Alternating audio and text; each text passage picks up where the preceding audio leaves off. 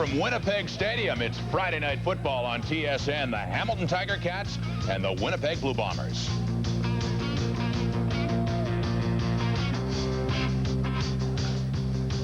That smelled good out of Winnipeg Stadium. We got a lot to talk about in the next half hour. Hi, everybody. I'm Rod Smith. And Friday Night Football, a couple of the teams that really need wins badly in the Canadian Football League. At the bottom of the East Division, the Winnipeg Blue Bombers at 1-3, hosting the Hamilton Tiger Cats, still in search of their first win of the season, and a lot of heat on Coach Don Sutherland. They met 2 weeks ago, both needing wins then. Hamilton needs one even worse tonight. And first of all, it was 33-18 at Winnipeg at Ivor Stadium in Hamilton a couple of weeks ago when both came in at 0-2. So let's head out to Winnipeg Stadium now.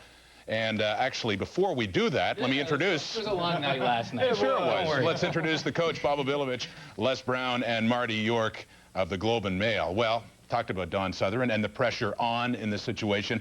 Some good news and bad news for him, Marty, in that, well, the bad news being Anthony Cavillo's quarterback won't be able to play. It'll be Mike Colley in again. But the good news being Earl Winfield coming back for him tonight. Well, that's true, Rod, but even Sudsy can't believe he's still around. He figured he was history after the last game. He proclaimed himself a goner at that time. I think he will be history if he loses this game tonight. Well, you know, he does have the help of Earl Winfield coming back. He does have a good running game that they talked about early in the season with Archie Emerson, a young kid who's only played 2 games so far and who's got over 100-something yards. He almost had 150 last week. So he does have a little help. But I tell you what, one thing that Don Sutherland is doing very well, and that's taking control of this situation and not letting it get to him. The only thing he said that it bothers is his family. He wonders how his family is going to come through this and handle it as well as he is. Well, in that situation, Les, and I can speak from experience that when people start taking shots at you as a person rather than, you know, what's happening on the football field, that's what bothers your family because they don't know how to deal with that. But in the case of Coach Sutherland, going into a key game like this with your starting quarterback, your veteran quarterback out of the lineup, and the only time I ever endured any losing seasons is when we had problems at the quarterback position because that's such a critical position to your football team. I mean, just take a guy like Doug Flutie away from the Argos, and you know what I'm talking about. They're last. So, you know, that's a tough situation to put Sudsy into, and I think they have to keep that in mind. 2 weeks ago, Jeff Reinbold got his first win of his head coaching career against the Ticats, but heartbreak last week against BC. This team could be 2-2. Let's head to Winnipeg now. Join John Wells, Glenn Suter, and David Archer.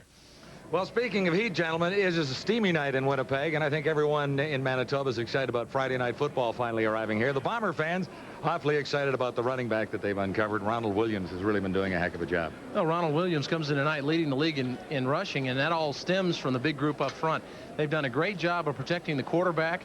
Only 7 sacks allowed all season long, and this is a group that comes from a very diverse background. They've all got different personalities, but they've blended together, and they're really the backbone of the offense, and they've got Ronald Williams running extremely well behind them. Positives for the Hamilton Tiger Cats has to be the inspiration that the defense has played with lately, and when you look back to the Argonaut game, the Ticat defense really kept Hamilton in. They really have, John. Played really well. They're a well-coached, disciplined defense. They make very few mistakes. Up front, Joe Mumford and Gonzalo Floyd have done a real nice job of containing the quarterback, but tonight the key will be Calvin Tiggle in stopping that running game in Ron Williams. He's great from tackle to tackle, and they're going to look to him to stop the run tonight. Well, we know that Earl Winfield has been away from the game for at least 4 games and missed training camp and everything, but the Hamilton Tiger Cats in the dressing room are awfully excited to have him back on board. He is going to be a little bit of an inspiration for this Tiger Cat team here in Winnipeg tonight, Rod.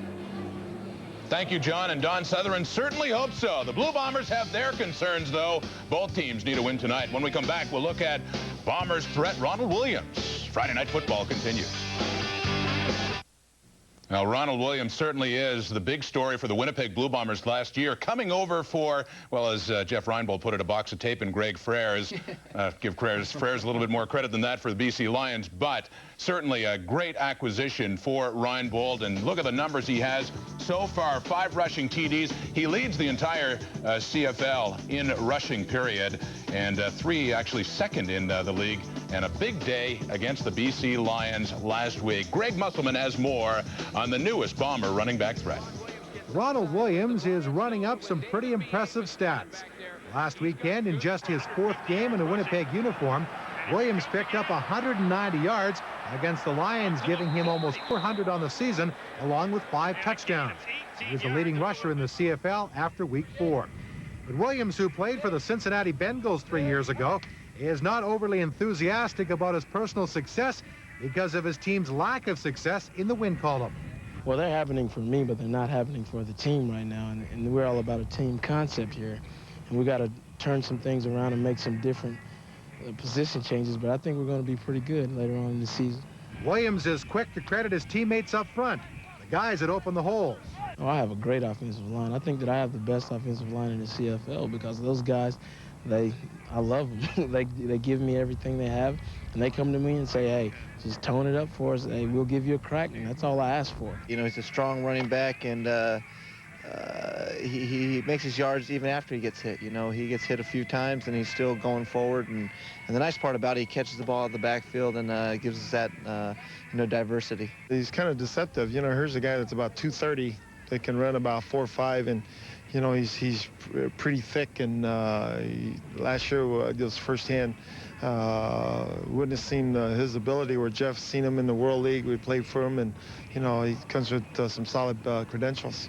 Ronald Williams played for Joe Pawpaw and Jeff Reinbold last season in Vancouver, where he rushed for over 500 yards. And he's delighted to be in Winnipeg as the team's top running back. It's been a long road for me. I've always been somebody's backup on somebody's practice roster. So I think this is a new situation for me. I think that I've had to mature into the situation to be able to be a man about it and handle the success that has come with it. Now that the Bombers have established a strong ground game, they're hoping that will translate into more success in the air and get the ball to the end zone via the pass. I'll tell you what the run game does. It keeps the defense off guard, but you know, it gets a lot of confidence in the guys up front, and that's where you want it. You know, when those guys feel they're moving the ball well, you know, they feel good, and you know, but keeping the ball on the ground is going to open up things in the passing game. We can get some play action pass going and different things like that. The Bombers have had to make some changes to their passing attack against Hamilton. Wide receiver Shalon Baker is out with a sprained ankle, suffered last weekend against the Lions. And that means that Turan O'Bannon comes in at slot back, with Alan Boyko shifting to the outside. Expect Ronald Williams to carry the ball a lot against the Ticats. For Friday Night Football, I'm Greg Musselman in Winnipeg. Okay, thank you, Greg. And like any good running back anywhere, I like the way Ronald Williams thanks his offensive linemen and gives credit to them up front. And Obi, for all the change that Winnipeg has had up front, they've done an excellent job for him. They've done a heck of a job, Rod. At the beginning of the season, when I talked to Coach Reinbold, he mentioned that Chris Walby, Bobby Pandolitis, and Kevin Robson all were last-minute retirees. And so then he went out and traded for Chris Perez. He signed Hendrickson as a free agent. And then he brought on Bjorn from Ottawa in the dispersal draft. And considering those guys are just playing together for the first time, and when you look at the stats that Williams is rolling up as a running back, you got to give their offensive line coach, Coach Perlis, and that group a lot of credit. Coach, now it takes them a while to get adapted to one another, and you've got a bunch of new people all playing at one time. For that offensive line to know what the other guy's going to do, it takes a while, doesn't it? Oh, the offensive line unit, maybe next to the secondary, working together in cohesion is probably the key area on a football team, because there's a lot of communication that the average fan doesn't know about in terms of checking off and picking up stunts and, you know, reading fronts. And the center's the key guy, and then everybody around him has to be in sync together. Well, that's what I like about this Ronald Williams kid. He probably sat there for the first few games and analyzed what these guys were doing up front and their tendencies, and then he adapted to it, because last week he started running the ball like he knew exactly where the holes were going to be, and that he ran there with a full head of steam, knowing that they were going to be there, and I thought that was exciting for that kid. Well, I know he was diplomatic complimenting that offensive line, but if you ask players That's a great attitude. But if you ask the players around the league, I think they tell you that Toronto, Montreal, and BC have better offensive line than the Bombers do. Well, I'll tell you one thing. That line gave BC all they wanted last week. They tore him up front.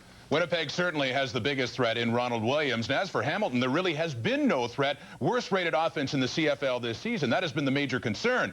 To alleviate that problem, they've tried to help things out with a veteran receiver that the Ticats know all so well, Earl Winfield, arriving in camp. And Earl can contribute. Look what he's done over his 10-year career. 73 touchdown receptions and upwards of 10,000 receiving yards. Earl Winfield, the Ticats are hoping, can step in and contribute right away. A new but very familiar face rolled into Ticat land a few days ago. Earl Winfield, Hamilton's career touchdown reception leader, unretired this week and will play tonight against the Winnipeg Blue Bombers. Both the Ticats and Winfield are happy to be together again. Feels good to be back. You know, I've been off for, I guess, about 6 or 7 weeks now, but it's still a lot of fun. I love it. I'm having a lot of fun. And, I don't know if it was so much more the football or the guys that I missed the most. Winfield has gone over the 1,000-yard receiving mark in 3 of his last 4 seasons. And Hamilton is hoping he can provide the offense with a much-needed second weapon to go along with the emerging skills of Bert Thornton. When he stepped on the field, you could just see that some of these kids that don't even know Earl were excited about him. And when he caught the ball, he ran 15, 20 yards downfield. He's a good example for these kids. And we had a great practice yesterday, and we got a great practice today. So Earl means an awful lot to this football team. And I just hope that his condition is good enough and that he'll give those defensive backs some fits. I'm just going to come here and I'm going to work my butt off. I'm not going to do anything different. I mean, I'm only one person, but I do have some experience. I work hard, and hopefully by experience and leading by example, that'll rub off on some of the other guys, and we can go from here. Hamilton's offense will be led by rookie Mike Colley once again. A hamstring injury will force starter Anthony Cavillo to miss his 2nd straight game. Last year when I injured my hamstring, I didn't test it at all going into the Montreal game, and I ended up pulling it, and I was out for 5 weeks. So this year I wanted to make sure I was 100%. And after practice, I tried to run some sprints and just felt it again and decided that it's not time to come back yet. I definitely feel comfortable coming in my 2nd start because, I started feeling a little more comfortable as I got in the flow of the game last week. And I think this week I learned a lot last week, so this week I should be a lot more prepared and know what to expect out there. So, I feel definitely more comfortable this week. So you got the rookie quarterback and you got Earl Winfield back in there. By the way, Earl Winfield, as first reported here, this very studio by our astute Les Brown, he knew that Earl was coming back after talking to him. So, yes, kudos all around. I learned it from Marty. Oh, yes. I never thought you'd admit anything like that. But anyway, just tell me, what contribution do you think that he can make? Because there are obvious questions. Is he in shape? Is he ready to go? Well, Earl stays in shape. I think one key to longevity is that these players know that they can't go home during the offseason and take time off by just relaxing for 2 or 3 months. There is no 2 or 3 months off. They just consistently work out, stay in the gym, play basketball, and that's what Earl has done. Now, he admits that he's not in game shape, but he's excited to be back, and his excitement showed throughout the whole practice the other day. Les, you know what? I was a little concerned during that interview. He was breathing pretty heavy. Never catch a guy right after sprints. Right? On the field. Les, when you reported the fact that he was returning, you also mentioned that he's only going to be around for 5 or 6 weeks. I wonder how disruptive that is, just knowing that he's only around temporarily. Well, I don't even think the team is looking at it as a temporary thing right now. They're looking at it as the positive help, the positive reinforcement they're going to get, and the spark that he's been giving this team already, even through practice. I think that's what they're looking at, even though he's working with a military academy, the first school that he went to, and they got to look at that as well. I'm talking about the military school. In a way, there's kind of a coach's role here as well, isn't there? I mean, these Ticats receivers are young. Maybe a veteran can come in and help them improve. Well, like Coach Southern had mentioned, that he caught the ball and ran 20 yards downfield. I mean, he's showing these guys by example how you should do things. And this is one key that I think is going to help them so well, is that during the first few games when we saw the quarterback scrambling and in trouble, the receivers continued to run their routes, not cutting back and coming back for the ball, where the long guy would usually come back and go short, the short guy would take off and go deep. None of that was happening because these receivers were young. I think he will show a lot through his coaching and just through demonstration on how to play that receiver spot. Well, speaking of coaches, both of them really need wins tonight. Jeff Reinbold got it, courtesy the Tiger Cats 2 weeks ago. Nothing seems to faze him as we check him out getting ready for this one. Coming up at the bottom of the hour, his Blue Bombers hosting the Hamilton Tiger Cats. Friday Night Football continues right after this on TSN.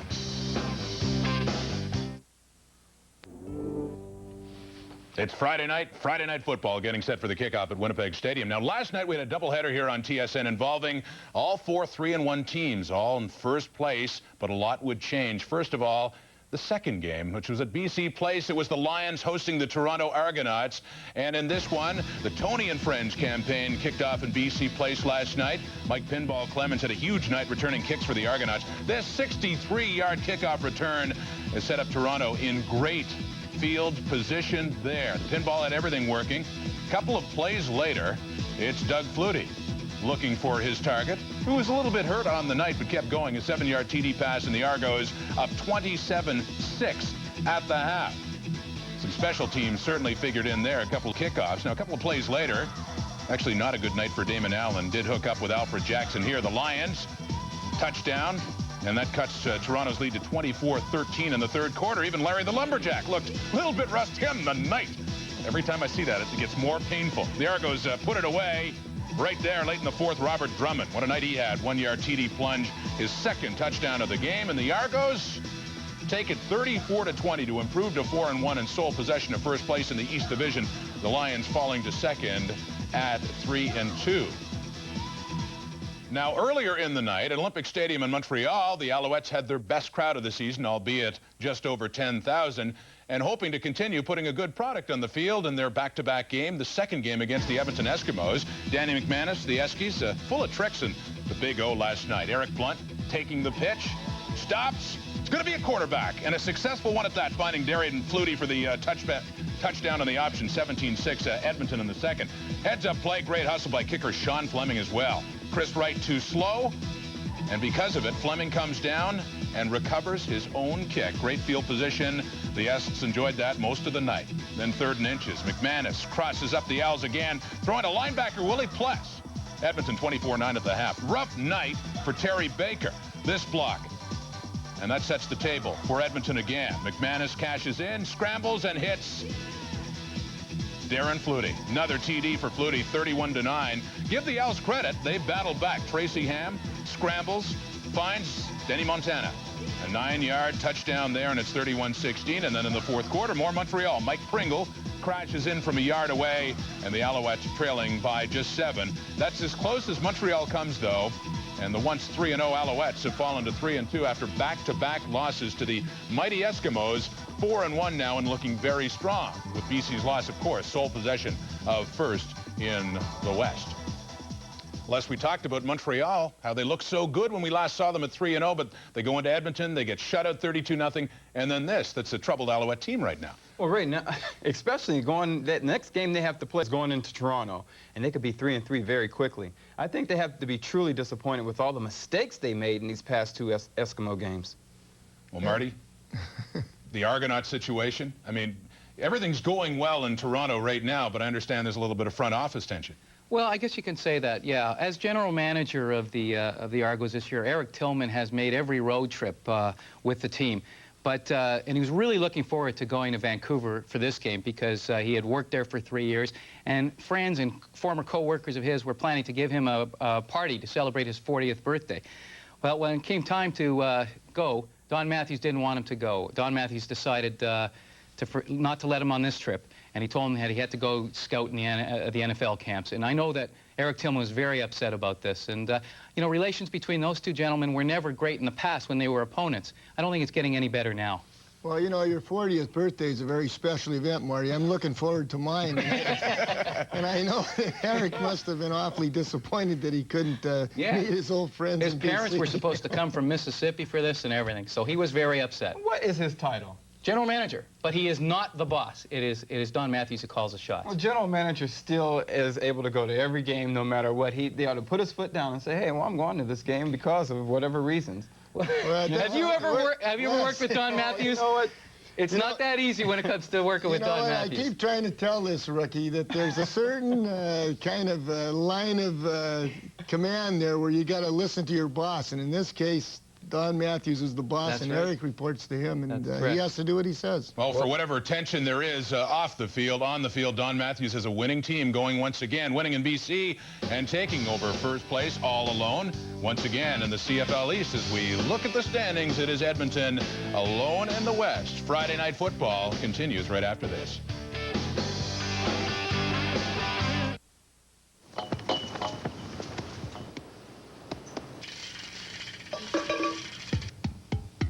Week 5 of the CFL wraps up tomorrow afternoon at Taylor Field in Regina. The Calgary Stampeders looking to make it 2 straight wins over the Saskatchewan Roughriders. The Roughriders looking to pick up that 3rd win of the year. Jeff Courier has more in this report. Looking deep. Mason to Mayfield. He makes the catch. Scores the touchdown. When an offensive line does its job, these guys look good.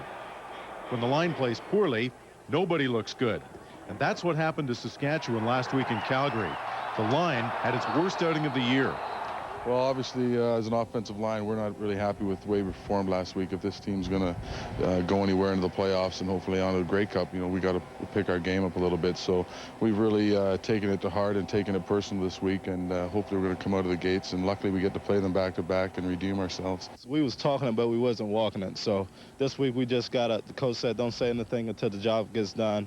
And by the way, we didn't lose last week. We just ran out of time. Running back Robert Mims wound up with just 19 yards on 10 carries, and through 3 quarters, Reggie Slack passed for only 74 yards. Kevin Mason came off the bench and threw for 112 yards in the 4th and scored his team's only touchdown.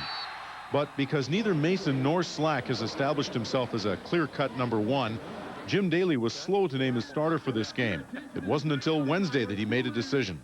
We are starting this game with Reggie Slack, and we certainly had a great 4th quarter last game out of Kevin Mason. We had a great game against Toronto, our first 300-plus yard passing game in 4 years here with Reggie Slack. So both quarterbacks have done very well for us. Unfortunately, last week we played so inconsistently in the first half that it was a real struggle for Reggie. And when Kevin came in in the 4th quarter, we had turned things up a bit on offense, and we had a very good quarter. But we feel if we can play better from the outset, either quarterback can be very productive and successful for us. You know, it's good to start this week, and you know, Coach Daly's been pretty good so far this year with letting either myself or Kevin know who's going to start well in advance, and it's good so we can prepare, get our game face on, and prepare as though we're going to start. The Rough Riders are hoping to avoid the old quarterback controversy issue, but it may be too late. Jim Daly already has no shortage of fans ready to advise him on who they think the starter should be. Of course, if the offensive line doesn't play any better this week, it may not matter who the quarterback is. For CFL Live in Regina, I'm Jeff Currier.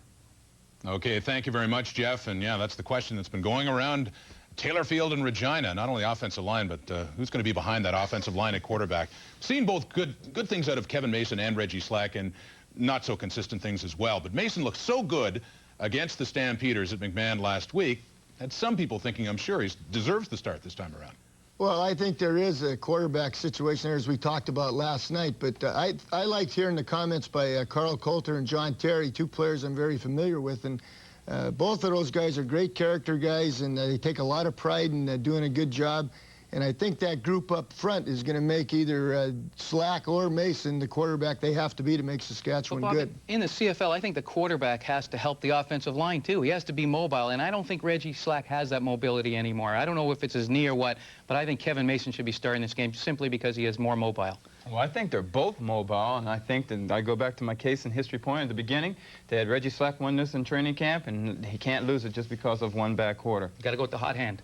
Well, that is tomorrow. As for tonight, Friday night, we've got the Winnipeg Blue Bombers and the Hamilton Tiger Cats, and that is coming up from Winnipeg Stadium. Yes, the Tigers out there. This must be important. It is an important Friday night football game. We got the kickoff coming up here on TSN.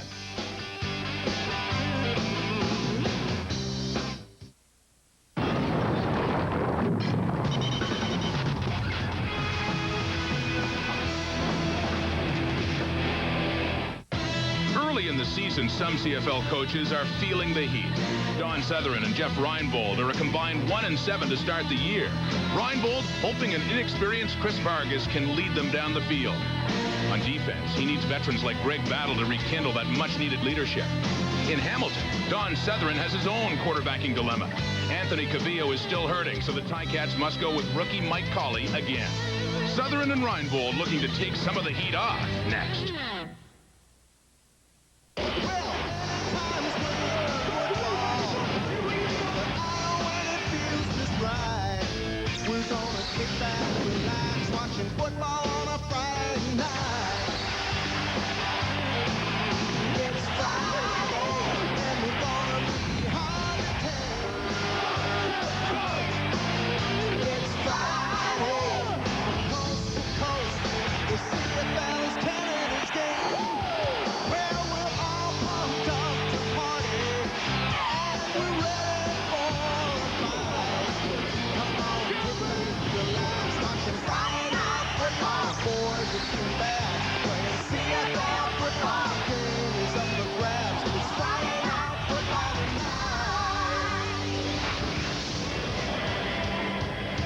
Live from Winnipeg Stadium, it's the Hamilton Tiger Cats, the Winnipeg Blue Bombers, on Friday Night Football.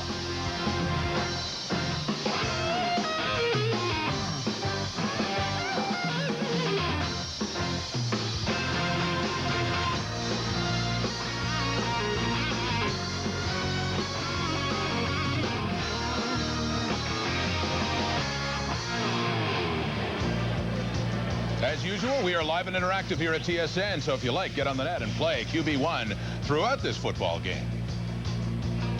And welcome to Friday Night Football Control. I'm Rod Smith. 2 weeks ago, these two teams met, and it was Jeff Reinbold smiling at the end. His first career win as a CFL head coach. Both he and especially Don Southern need the win even more tonight. Let's head out to Winnipeg Stadium now and get the thoughts of John Wells, Glenn Suter, and David Archer. Rod, the big story in Winnipeg is the new running back, Ronald Williams, who already has more yards in 4 games for the Blue Bombers this year, Glenn Suter, than any running back in Winnipeg managed to accomplish all of last season. They're pretty excited about him. Here's a guy that was behind Corey Philpott in BC last year, and Coach Reinbold was there and knows what Ron Williams can do. Last week versus the Lions, he had a huge game. Rushed for 190 yards and 1 touchdown. Really had his way with the BC Lions defense, and they're looking for another big game out of him tonight. It's a good matchup because Hamilton's defense is pretty good against the run, and 2 weeks ago held Ron Williams to 52 yards on the ground. So this is a good matchup. Kelvin Tiggle in the middle to stop the run, and Ron Williams pounding it up in there. And for the Tiger Cats, it's another week without the #1 quarterback. How does Mike Colley fare against the Blue Bombers here tonight? Well, Anthony Calvillo out again for the 2nd week, and Colley's pressed into action. His second start, very excitable young man. I talked to him on the field, and he just can't wait to get started.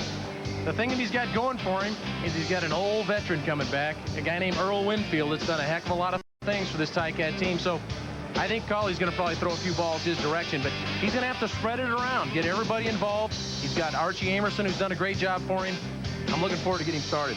Earl Winfield says that one man can't do it all, but I think he will be an inspirational lift for the Tiger Cats if you get the feeling from the sidelines, and that's a true indication here in Winnipeg tonight. Rod? Thank you, John. Yes, Earl Winfield should be a nice addition for the Ticats, and they need it badly. But, Obi, the quarterbacking situation, that should help out Mike Colley.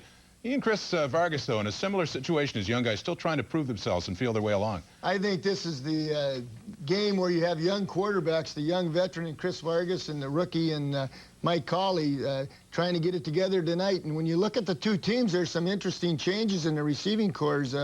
Winnipeg's brought in a guy named Torhan O'Bannon that's going to be a big slot in there, and they're going to have him playing there because Shalon Baker's hurt, and he's out of the lineup, so they've moved Boyko out to wideout. And then you look at Hamilton, their best receiver to date has been Bert Thornton, and he's moved inside of the slot back to give them 2 big slots with Morielli and him, and then, of course, Earl there. So I'm anxious to see which one of those receiving cores is going to make their quarterback look the best. And also for Hamilton, they have some defensive changes that could help them. They've added 2 good American defensive people, one at linebacker with Melvin Aldrich, and they have a replacement for Mike Campbell at defensive line and Willie Whitehead, which adds an American on the defensive line that's strengthened up already a strong defense. Marty York of the Globe and Mail with us as well for his picks, and Marty always told me, when things are going well, I don't mind if you mention it, but if I ever get below 500 with my picks, just don't say anything. So I'm not going to say anything tonight, Marty. How do you feel about you know your what, picks? Rod? I spent all night thinking of how to get out of this slump, so I know all of Canada's depending on me. So I came up with a scientific approach, okay? I'm going to use gravity and trajectory and velocity, and I'm going to reach lofty heights. I'm flipping a coin. What is that, Les? Tails. Tails? Okay, that means I take... Las Vegas is favoring Winnipeg by 3 points, and I'm going to go with Winnipeg. Remember that the Bombers beat the Ticats 33-18 in Hamilton only 2 weeks ago, so they know they can win in Winnipeg tonight. And the Ticats have the worst offense in the CFL. Vargas, on the other hand, is a quarterback who does not make a lot of mistakes. He's not flashy, but he is steady. He's only thrown 1 interception. So, take the Bombers, lay the points, and don't give up on me, Canada. I'm coming back. Oh, yes, Marty York revealing his secret weapon, and we're all flipping over that. Well, the Ticats maybe have a secret weapon in this guy, except it's no secret how he's done in the past. They hope Earl Winfield can get it done in the present. They need a win badly. Looking forward in Winnipeg tonight. Friday Night Football, the kickoff, coming up next. Bombers won in Hamilton 2 weeks ago.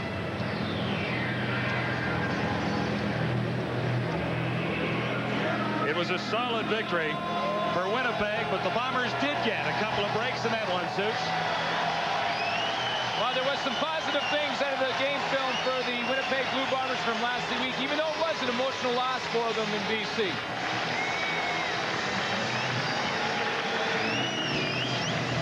Bombers with their interesting kickoff formation ready to get things underway on Friday night in Winnipeg.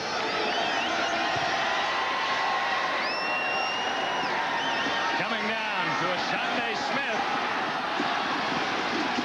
Nice return. Tiger Cats will begin out near the 40. Tonight's starting lineups are brought to you by Midas. Mike Colley gets his second straight start as the Tiger Cat quarterback. He knows how to run and throw. Right now he has to figure out when. He's got a young offensive group.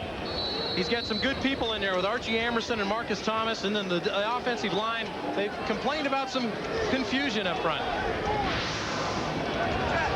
Ticats just shy of the 40-yard line. First and 10. Thornton and Earl Winfield are the wide receivers in this formation. And a flag in the very first offensive play.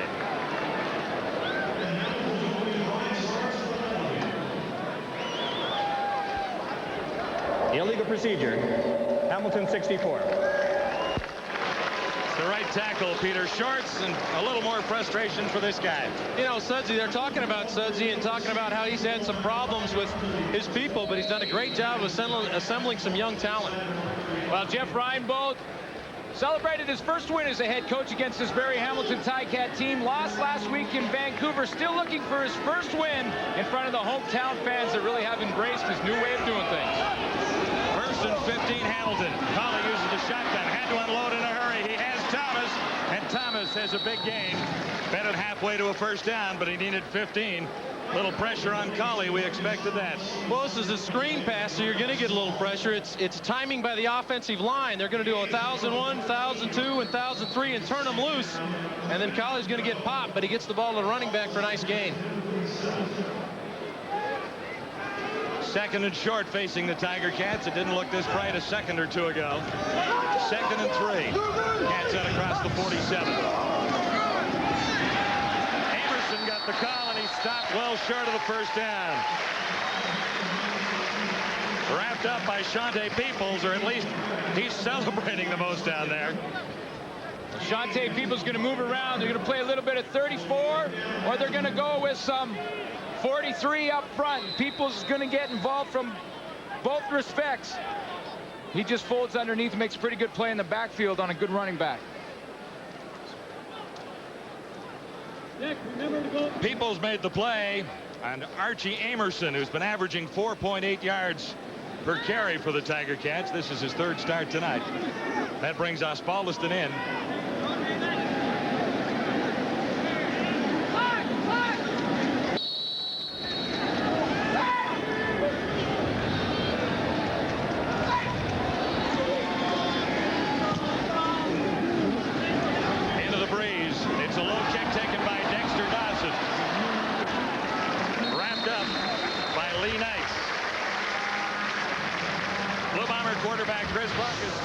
His way as a CFL starter. He's 5th in passing efficiency and thrown just 1 interception so far. Now, Chris is trying to find a go-to guy. They had hoped that Milt Stiegel would be that guy, but nobody's really stepped up for him. And he's got a great offensive line in front of him. Ronald Williams is one of the best running backs in the league. Because of these guys. Exactly. Vargas and the Blue Bombers beginning back at the 32. Full house backfield. No wide receivers. Now they split the formation. Ronald Williams hard running inside. And Hitchcock made the tackle. 42 Hamilton. Well, we mentioned it in the opening how Ron Williams coming off the big game, 190 yards versus the BC Lions. Now, this defense over in Hamilton here is a little bit different than you saw in BC. BC did a lot of stunting with their linebackers, and Hamilton are going to leave them at home. So Ron Williams and Calvin Tiggle will get acquainted throughout this game. Williams picks up a tough 6 yards. Vargas will put it up. Stiegel. Stiegel has the first down. Grabbed by Steinauer with some help from Melvin Aldridge. Well, this is a good read by Stiegel and by Chris Vargas. It's a zone coverage. Stiegel's going to sit down in a hole, and Vargas tags him with the football. 16 yards the gain. Winnipeg out at midfield and quickly. 100-yard gain in BC last week for Milt Stiegel. He is the only receiver good enough from last year to make this Blue Bomber team. Those are the words of Jeff Reinbold. Play action. Stiegel is picked up. Justin Ring has his first interception of the season. First turnover of the ball game goes to the Hamilton Tiger Cats as Chris Vargas heads to the sidelines with his second interception of the season on the board. Friday night football tonight. Friday Night Football on TSN is brought to you by Advantage, providing solutions for business. And by Gatorade. Life is a sport. Drink it up. First up for Friday Night Football in Winnipeg. First turnover goes to the Tiger Cats. Justin Ring. David Archer, who was Chris Vargas throwing this football to? It looks like Justin Ring was the only guy in the area. Yeah, he got hit right in the back just as he tried to let that one go, and I don't think he got as much on it as he wanted to.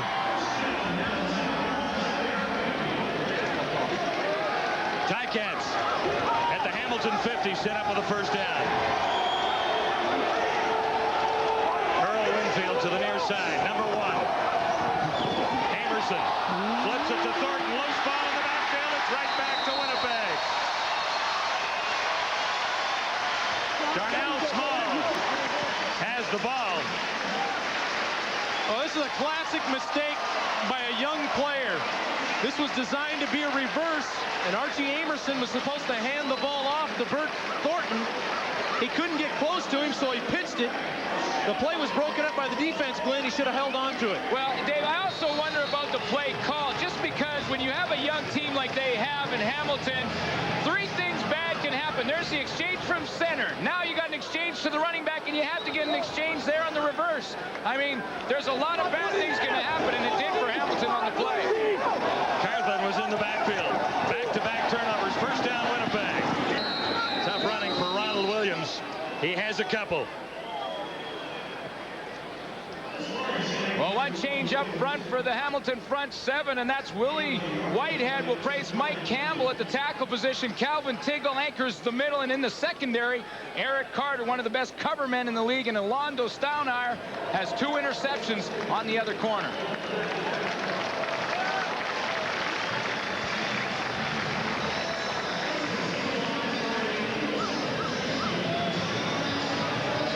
A legal substitution charged against the Tiger Cats. So the Bomber march continues with a little help from a penalty. They're now inside the 25.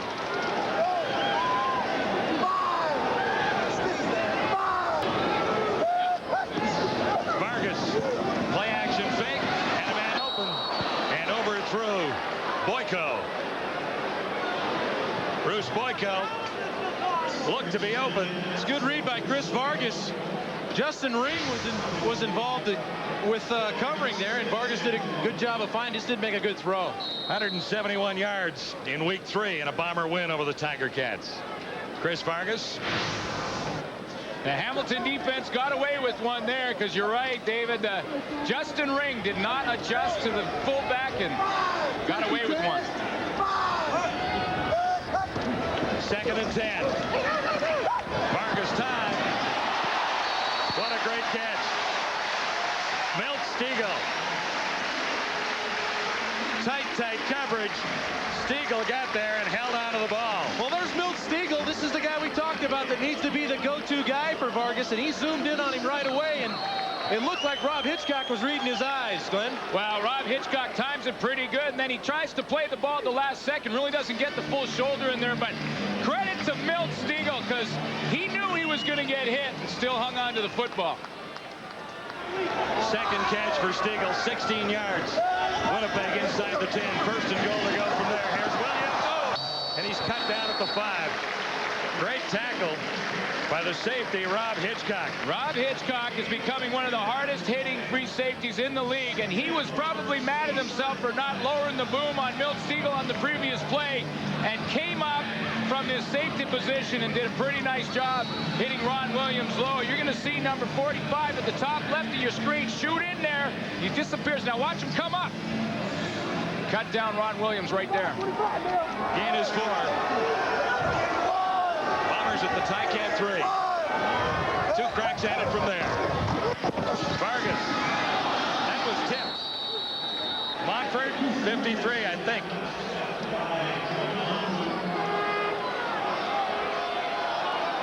Well, the home crowd here wants Coach Reinbold to go for it, but in this situation, you go ahead and get the points. Vargas straight back, 3-step drop, not a lot away from the line of scrimmage, and Joe Bonford up high to tip that one away. It's tough to get that 3-stepper off on the goal line. Yeah, and the defensive ends are also taught that, listen, you get 3-step drop from a quarterback, you're not going to get him, you're not going to sack him, so get your hands up, try and knock that football down, and Joe Mumford did a perfect job of it. Dave, would you be looking to go for it here if you're on the field talking to your coach?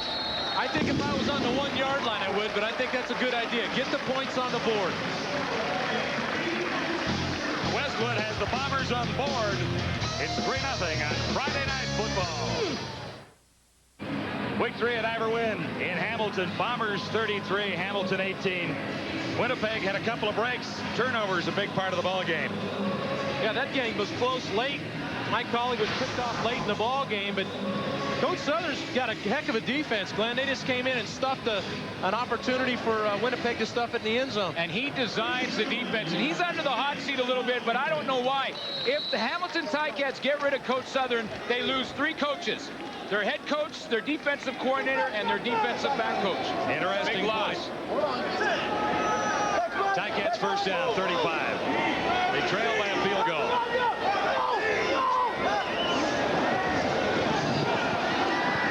Open far side, Amerson grabbed quickly and wrapped up by Darnell Smalls. 2 is the gain. Yeah, Archie Amerson last week had 100 yards rushing against a real good Toronto defense that's number 1 in 12 of the defensive categories this season. He does a good job coming out of the backfield and catching the football here, and Winnipeg rallies to the football and keeps the gain to a minimal.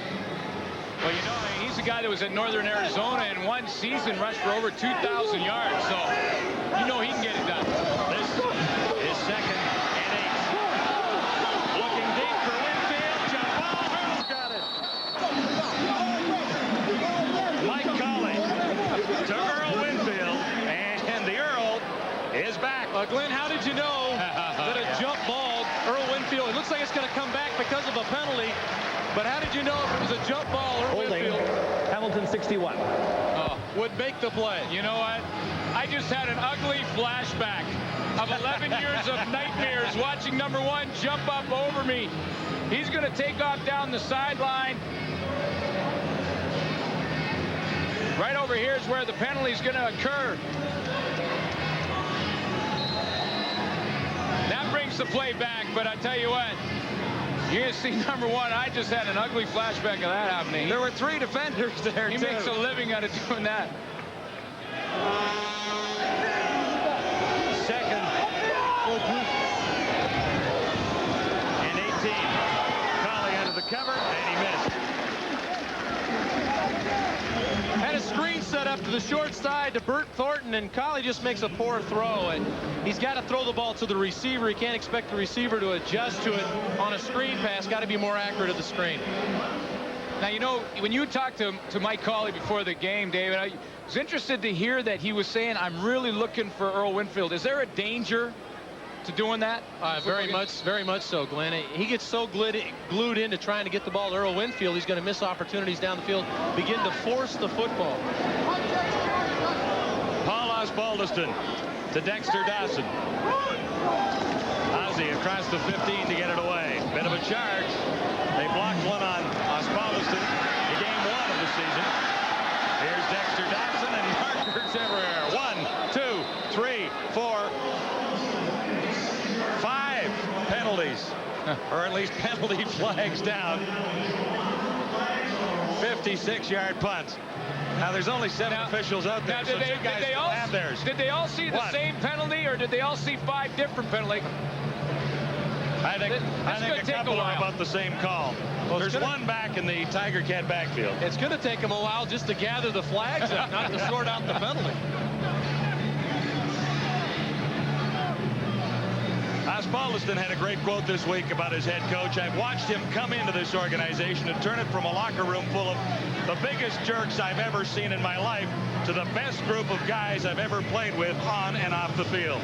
Paul Osbaldiston on Coach Don Southern. You know, and I think that holds a lot of stock, because there's a guy that's in the locker room and has seen the transformation of this ball club.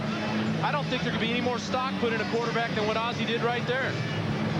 Holding, Winnipeg number 45. That penalty is declined. That's Smalls. Illegal block, Winnipeg number 9. Turan O'Bannon on the illegal block, playing his first game as a Bomber. See number 9 right in the middle of the back. Lee Knight. Good call by the official. Turan O'Bannon. It's his first game for the Bombers and wants to make something happen. But now that was the call everyone saw, number 9 O'Bannon, because that's where the 4 flags. Yeah. 40 wide. Bombers back at the 19. First down, 2 receivers near side. That's where Vargas looked. And he missed Ted Alford with a little heat there. Well, Chris wanted to throw the short side screen to his outside receiver, Alford. But the offensive line are turning their people loose way too soon. Yeah, you see a pretty good pass rush. And you're right, Dave. They got to count 1, 1,000, 2, 1,000, then release them. That was pretty much a fast break on Chris Vargas. At least get a hand on the guy. He didn't even touch him. That was the old lookout block. You miss the guy, turn around and yell at the quarterback, look out, here he comes. 2nd and 10. Vargas shotgun to his right and looks back into the middle, almost picked off. Tiggle had his mitts on it.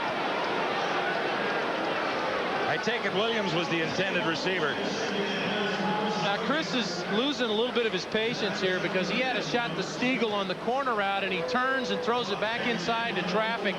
The play's designed to go outside right, but he loses his patience and decides to come back in, and nothing but danger back in there. Well, I count 1, 2, 3, 4, 5 white shirts and 2 blue.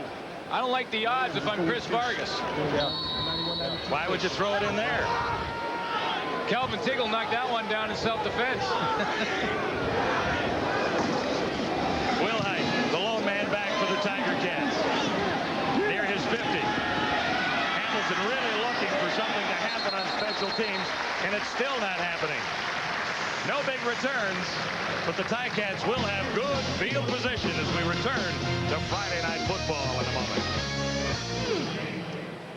No doubt the Blue Bomber head coach, Jeff Reinbold, has turned Winnipeg on its ear. There was an emotional time July 11th after he won his first game. It was fun. It was fun for me, but more than that, it was fun for all those players. See, when you do the things that we've done with free agency and the trades and all those other things, and you're kind of an unknown quantity as a coach and as a head coach, certainly, you want those guys to have success so that they can be assured, I think emotionally, if anything else, that they've made the right decision. And Reggie Carthon and Brandon Hamilton and Chris Perez and all those guys are, again, good guys. I'm probably too emotional, you know, as a human being, and I get maybe too close to my players, or, you know, I wear my emotions on my sleeve, and but that's who I am, and that's the way I'll always be, and I'm not going to change it just because I'm the head coach. Mike Colley on the run. Andrew Grigg couldn't hang on, but it may not matter. There's a marker down back in the Tiger Cat backfield. Well, Coach Reinbold is the kind of coach that I think any player would probably like to play for, because you can tell that he's in it with you. He's not one of these kind of guys. 54. He's not one of these kind of guys going to lay back, Glenn. He's the kind of guy that, you know, he's rolling his sleeves up and getting right in it with you. I think you're absolutely right. I mean, you feel like you're in the battle with them, and it's all for one. And I'll tell you one other thing about Jeff Reinbold. He just take a look at this penalty. Blaine Schmidt, 54, gets a little bit of a holding call right here on Greg Battle on the blitz. But let's go back to that Jeff Reinbold thought. When it gets down to X's and O's, Jeff Reinbold's the best in the business. You had an interesting time at training camp with the Blue Bombers, helping out. Spend a little week helping out Andrew Henry, their safety. I hope he has a good game tonight. A little rock blaring at the practice. Colley, first and long after the holding call. Throwing on the run, sideline. Winfield, and they call it a catch. Well, Mike's a little late getting to Earl Winfield. Colley's in trouble right off the start on this thing, and Earl Winfield does a good job of recognizing it. He sees us looking. Watch Earl, crafty. Okay, now my quarterback's in trouble. I got to come back and help him out here a little bit. Keep working the sideline. I'll tell you what, he's a fun guy to have on the field. Mike Colley's a pretty good athlete. Dwayne Knight is chasing him down, and on the full run, throws a nice pass to Earl Winfield and then takes a hit for it. He's shown some things the last couple of weeks. He might be able to play in this league for a while, David. Winfield got 14. This is 2nd and 6. Colley had a little problem with the snap. He's got Winfield again, and that'll be a first down. This is kind of fun. You know, when you have a guy like Earl Winfield come back into your lineup, you got to think that emotionally lifts the whole team. You got a veteran in the locker room and a guy who knows how to win, knows how to get it done, and it's something that you can rally around as a team. And Earl knew that he could only help the team a little bit. He would come in and spell, get in, make a few plays, get out. He realized that he was just one guy, but he hoped that he could add a little bit of enthusiasm to the ball club. On first down, Archie Amerson.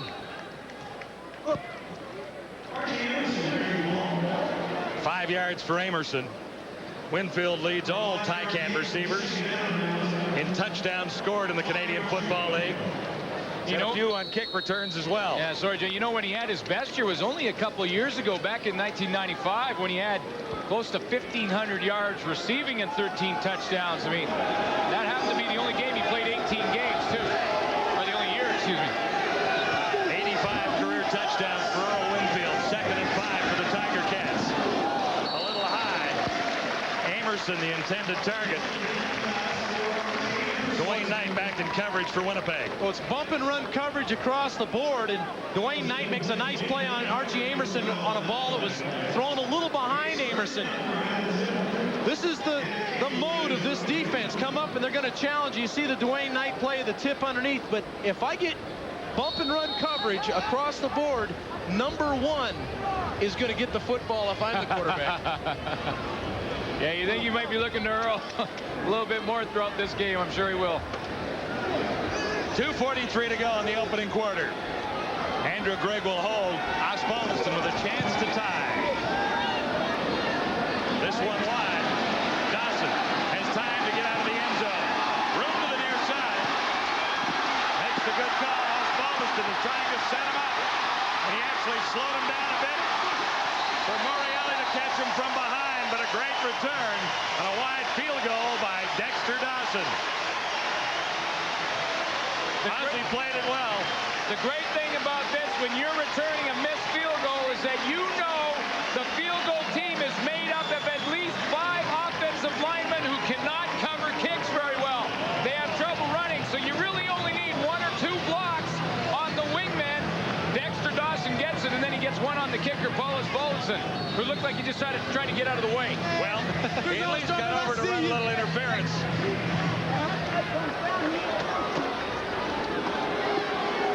From the 44, Bombers 1st and 10.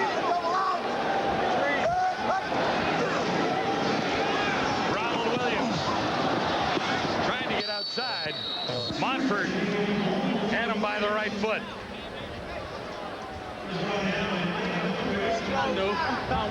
Dexter Dawson from Montreal, really a return specialist, but he's done a few things in his career.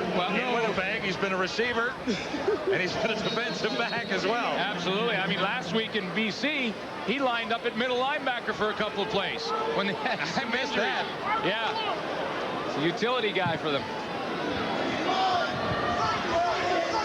Gain is 3, 2nd and 7.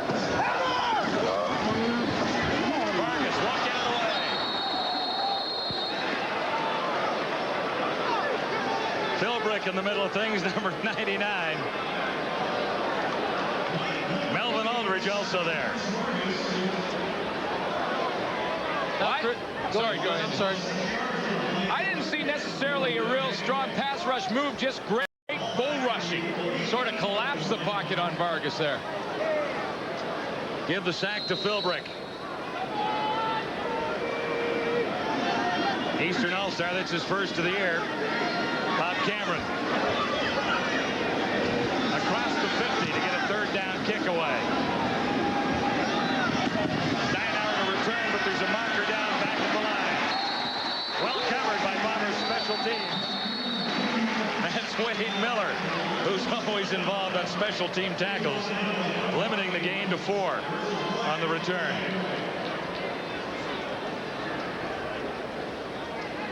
Well, penalty marker down on the play, and I think this has been the most anemic part of the Hamilton attack, has been their lack of return. Illegal procedure, Winnipeg 14. They've got 2 of the great returners in this league, and Kenny Wilhite. Orlando Steinauer's back there now, but they got Aaron Ruffin on the sideline, and they have not been able to generate any room for these guys. I talked to Kenny Wilhite before the game, and Kenny is visibly and verbally was upset on the field that they hadn't put in more returns for these 2 guys.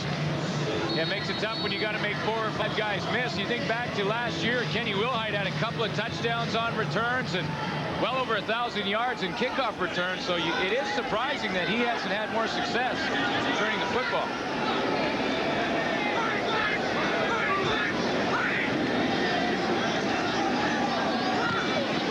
This one not as good for Cameron. There'll be no return, but not much yardage.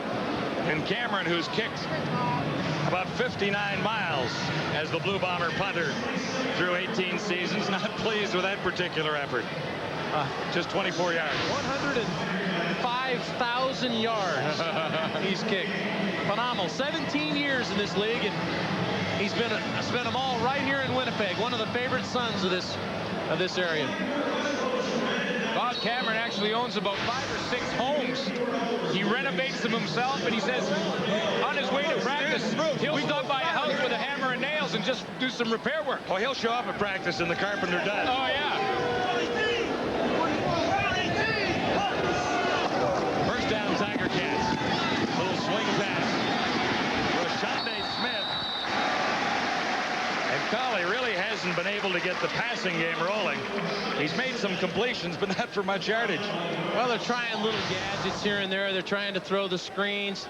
This guy knows how to throw touchdown passes. He threw 42 touchdowns at James Madison in just 34 ball games, so he understands how to get it in the end zone. But threw his first touchdown pass last week against Toronto.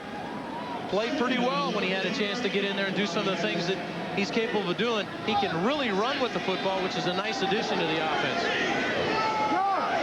A loss of 1. 2nd and 11. Amerson gets the call.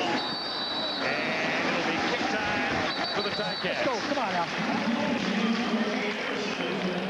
About 3 yards for Amerson on the final play of the opening quarter. Colin Scribner's off to a pretty good start to this football game. He's made a couple of tackles in the backfield, and he flows over and puts a pretty good hit on Amerson on that play. That's an interesting call there. That's obviously a call he wants. Coach Southern or Coach Blackwelder, who's calling the plays, wants to minimize the mistakes here and doesn't want to turn the football over and they're into the field in a 2nd and long situation. Put the young quarterback in a bad situation. Don Southern and the Tiger Cats down by 3 after quarter 1 at Winnipeg Stadium.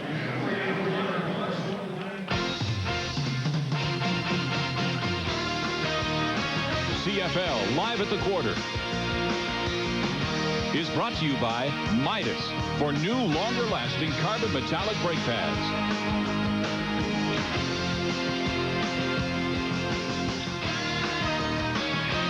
Hi, and welcome back to our Friday Night Control Center. Rod Smith along with Obi, Les, and Marty, 2 young quarterbacks.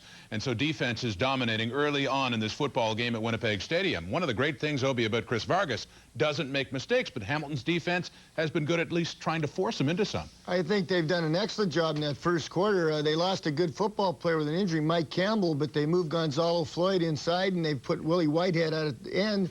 And you're going to see in a couple of plays here where their front four has caused Vargas to make some mistakes. And Chris Vargas going into the game, Winnipeg hadn't given up the ball that much. They were second in the league in the plus-minus. Right here you'll see Whitehead come off the edge, push the tackle right into the quarterback and cause an interception. That was definitely a pressure interception. It was a defensive lineman making the quarterback make a bad throw. And Willie Whitehead also on this play comes up on the inside because they send Justin Ring on the outside of him to take up the tackle, and he gets pressure on this one. And then later on, Mike Philbrick gets a sack on him. This defense is coming on and is playing really good football so far. I think that combination of Gonzalo Floyd inside with Philbrick and Whitehead off the edge is giving him a little penetration, and they're giving him some problems. You guys are talking about the Hamilton's defense. It's the Winnipeg defense that hasn't allowed a point yet. And what's interesting is that their defensive coordinator missed all week of practice because he's been attending, he's been at home with his son who's having some surgery done. So as home is in the States, so Reinbold is doing double duty. He's the defensive coordinator for this game as well as the head coach. It's also interesting that the Winnipeg defense, two key members of that defense, Hamilton and Peoples, got into a fight after last week's game, and Hamilton was knocked cold and he lost a couple of teeth. Well, those are other stories to talk about. We got a football game going on right now. It's 3-0 Winnipeg on top. Let's head back out to Winnipeg Stadium, guys. Game going here. You guys are missing it. Osbaldiston, a 47-yard punt, played perfectly out of bounds, no return. I hope they saw that. Sitting there drinking beer and having hot dogs. We've got a ball game here in Winnipeg.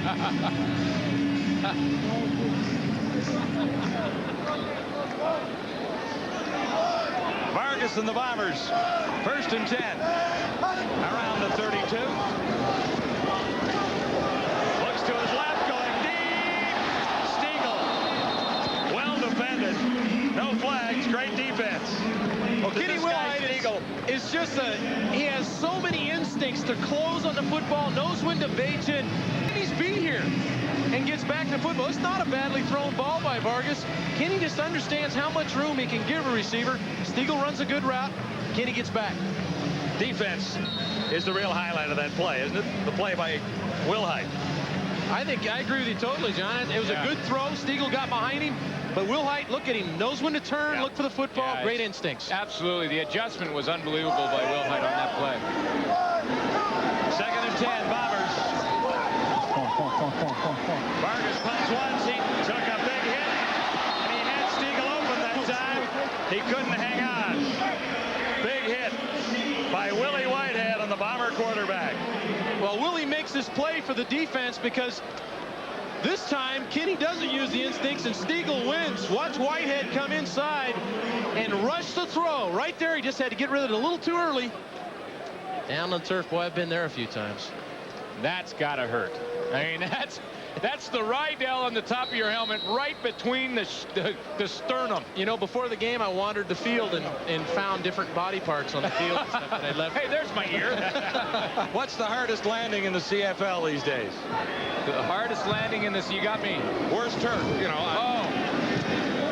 I'd say Iverwin. Iverwin. Wilhite to return Cameron's punt. Nice job. One of his best out to the 50. 19 yards after a 42-yard punt. Vargas and Jones talking over on Friday Night Football. Size these numbers for you. Just 4 first downs between two teams. And not much in rushing yardage for the #1 rusher in the Canadian Football League. Well, circled. Yeah, I'll sharpen my pencil. But no, that's what I'm saying. Ron Williams had 3 carries for 13 yards in the first quarter. I mean, this is a guy who got 190 yards last week. Got to get him the ball. Ticats trailing 3-0. Colley stands in, looking deep. No call on the coverage far side. Winfield was over there, so was Thornton. This is an opportunity they're going to take to try to get the ball to Earl Winfield to the wide side of the field. Earl just runs down, and this is where he's at his best. He lulls the DB to sleep. Oh, just a little overthrown. Earl felt like he got messed with there a little bit. And Brandon Hamilton did not get called on the pass interference because he looked back to the football. And although he may have had his arm on Earl Winfield, because his head went back and looked back, the official didn't call him. You know, it won't be long before Earl's getting those calls, though. Well, he's got to remind him, hey, guys, I'm back, and I'm 11-year veteran. Remember me, number 1. Yeah. Second down. Colley gets the charge from the backside. Escapes one. He won't get away a second time. Or will he? Still going. I thought he was nailed a couple of times. And then finally picked off. Reggie Carlebach. Well, I've not seen anything like this for a long time. He should have been nailed about 3 times, but then he likely shouldn't have thrown the football. Well, what a spectacular scramble. This is phenomenal. You can just sit and watch this. There's nothing you can say about this scramble. The mistake he makes is at the end of it. Instead of just throwing the football away, he tries to make something happen that's not there. That's George Noga, number 50. Dwayne Knight has a shot. Junior Tongawai has a shot. Greg Battle gets there. Should have threw that one in row 3. First interception given up by Colley in this one.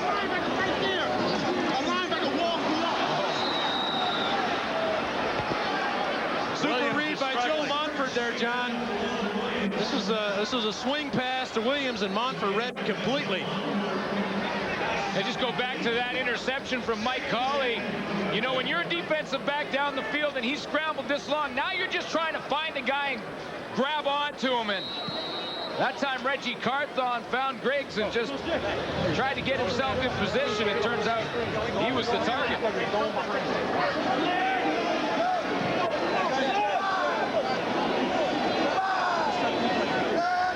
Vargas has not been hot. He's missed his last 7 passes. Make it 8. Why is he smiling? I can't answer that, John. I would have my helmet would have been about 15 pieces right now if I'd made that throw. That's a bad throw, and he's really struggling right now. You know what surprises me, though, guys, is that this is a spread offense look from Chris Vargas, when last week he had Ron Williams behind him. He used play action successfully, and he used the running game successfully.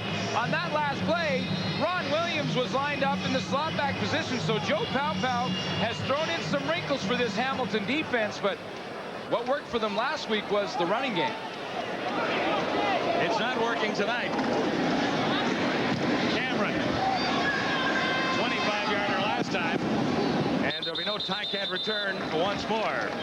Cameron bounces it out. The Bombers hang on to a 3-0 lead. It's Friday Night Football, live from Winnipeg. You got McDougal warming up. Fleming, the star of the show for the Eskimos at Olympic Stadium last night. Yeah, it was a special night all the way across the board, Glenn. Yeah, and then in BC, where Toronto beat the Lions on a couple of special teams plays late in the second half. 2 fumbles off kickoffs cost the Lions 14 quick points.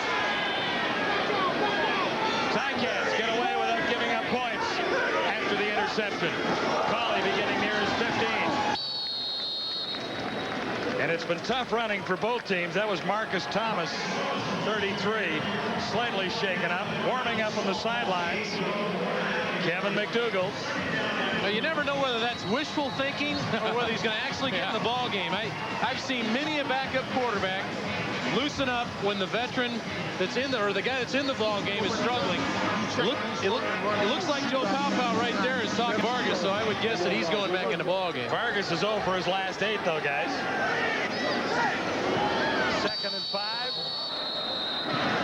Procedure is the indication.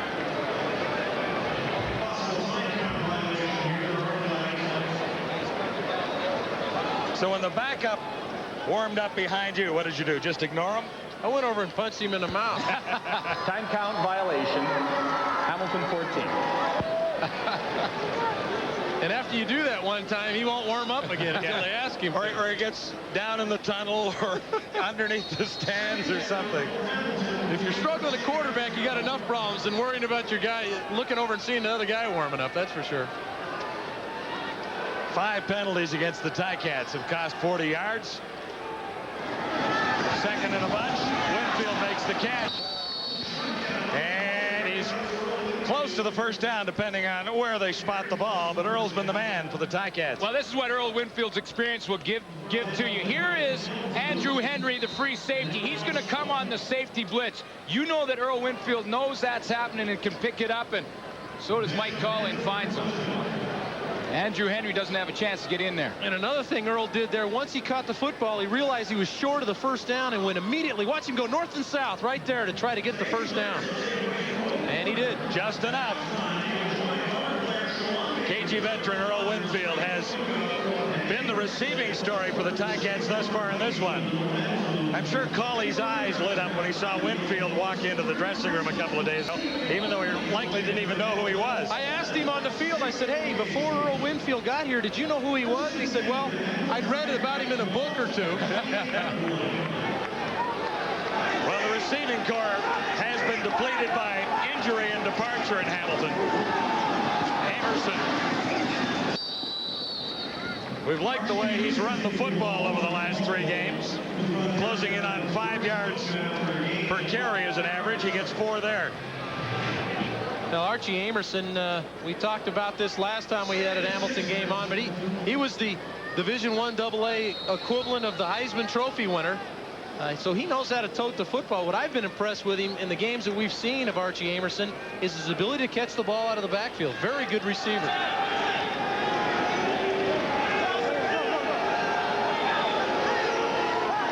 3 receivers to the near side on 2nd down and 5 behind Winfield.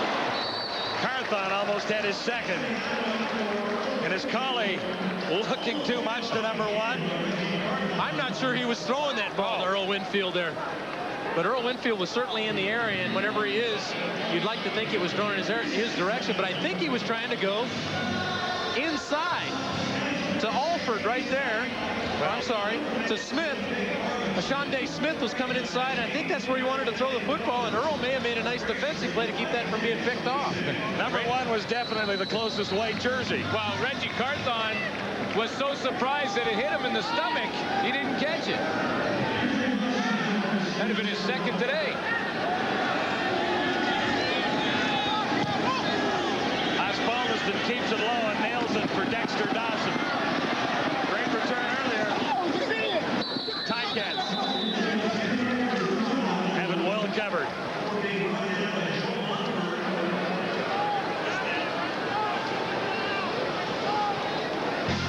Jeff Reinbold said he wasn't expecting that. I don't believe it for a second. Now, of course, in Hamilton for Jeff Reinbold's first win as a head coach.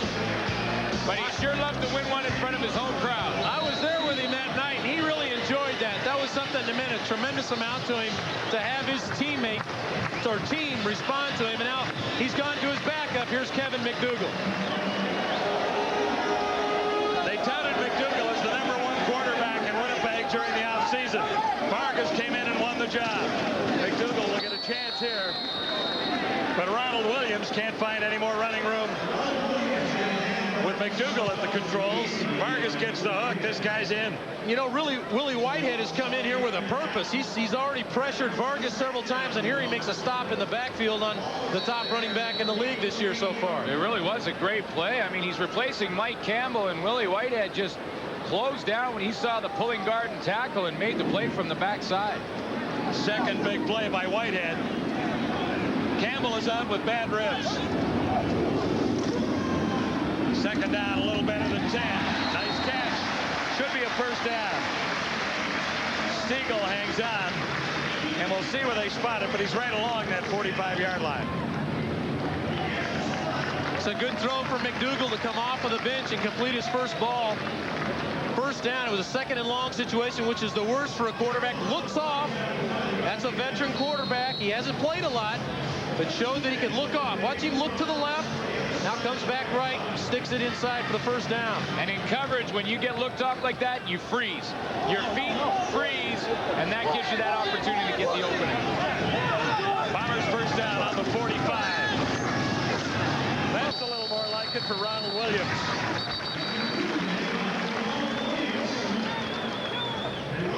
Touch more than 5 yards picked up. Well, there's some hitting going on, isn't there? There is some hitting going on, and Rob Hitchcock from the free safety position has been in on a couple of these running plays, and usually they're not close enough, the safety, to get in here, but watch him come in. 42 is in there, and there's Brett McNeil going over the top, over the pile.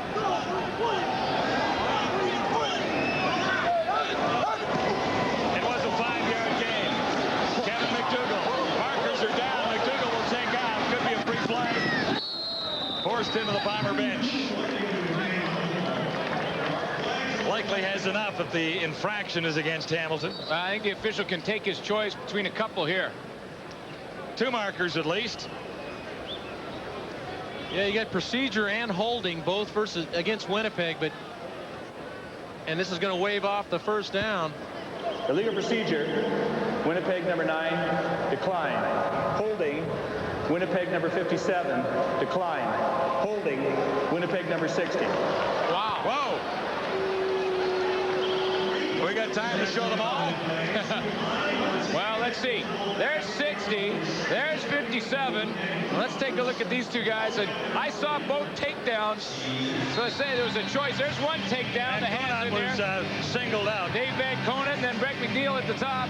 He had to take down as well. So official had their choice there. And Turhan O'Bannon was also mentioned. 6:27 to play in the opening half. Still the Bombers by 3. McDougal facing second and long, and is picked on. Grabbed by Steinauer. Orlando Steinauer has Hamilton's second interception. It is not a pretty picture here tonight. Only 3 points on the scoreboard, but it is Friday Night Football.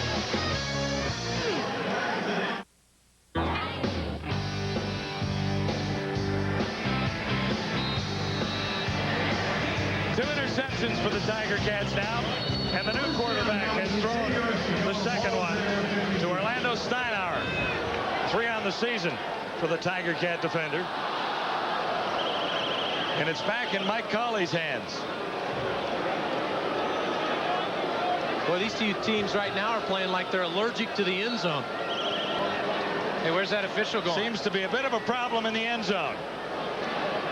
I guess with the 20-second clock being obstructed down there by one of the instruments they're going to use for the halftime show. I thought he was headed home.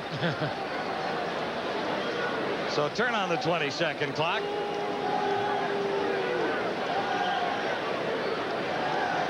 And they'll move it. Got to move the balloon. A lot of hot air in there. More hot air down there than up here. I hardly believe that.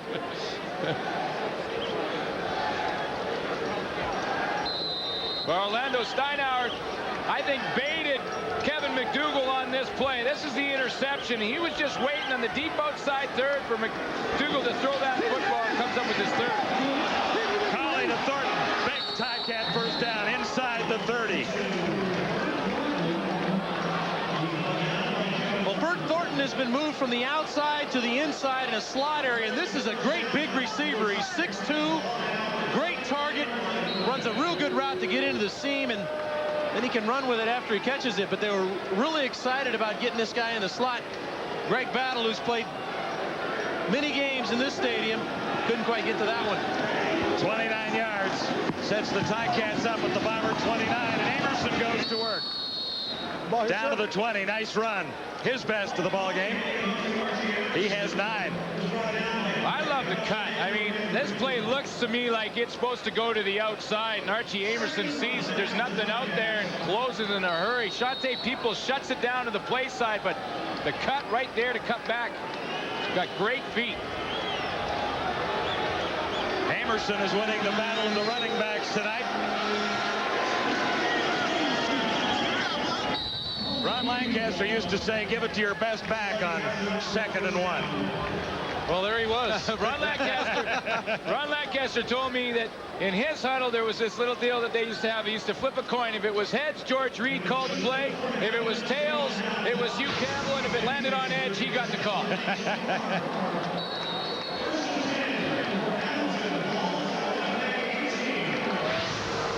We had a good time talking football with Lancaster, and the Eskimos in Montreal for a couple of days.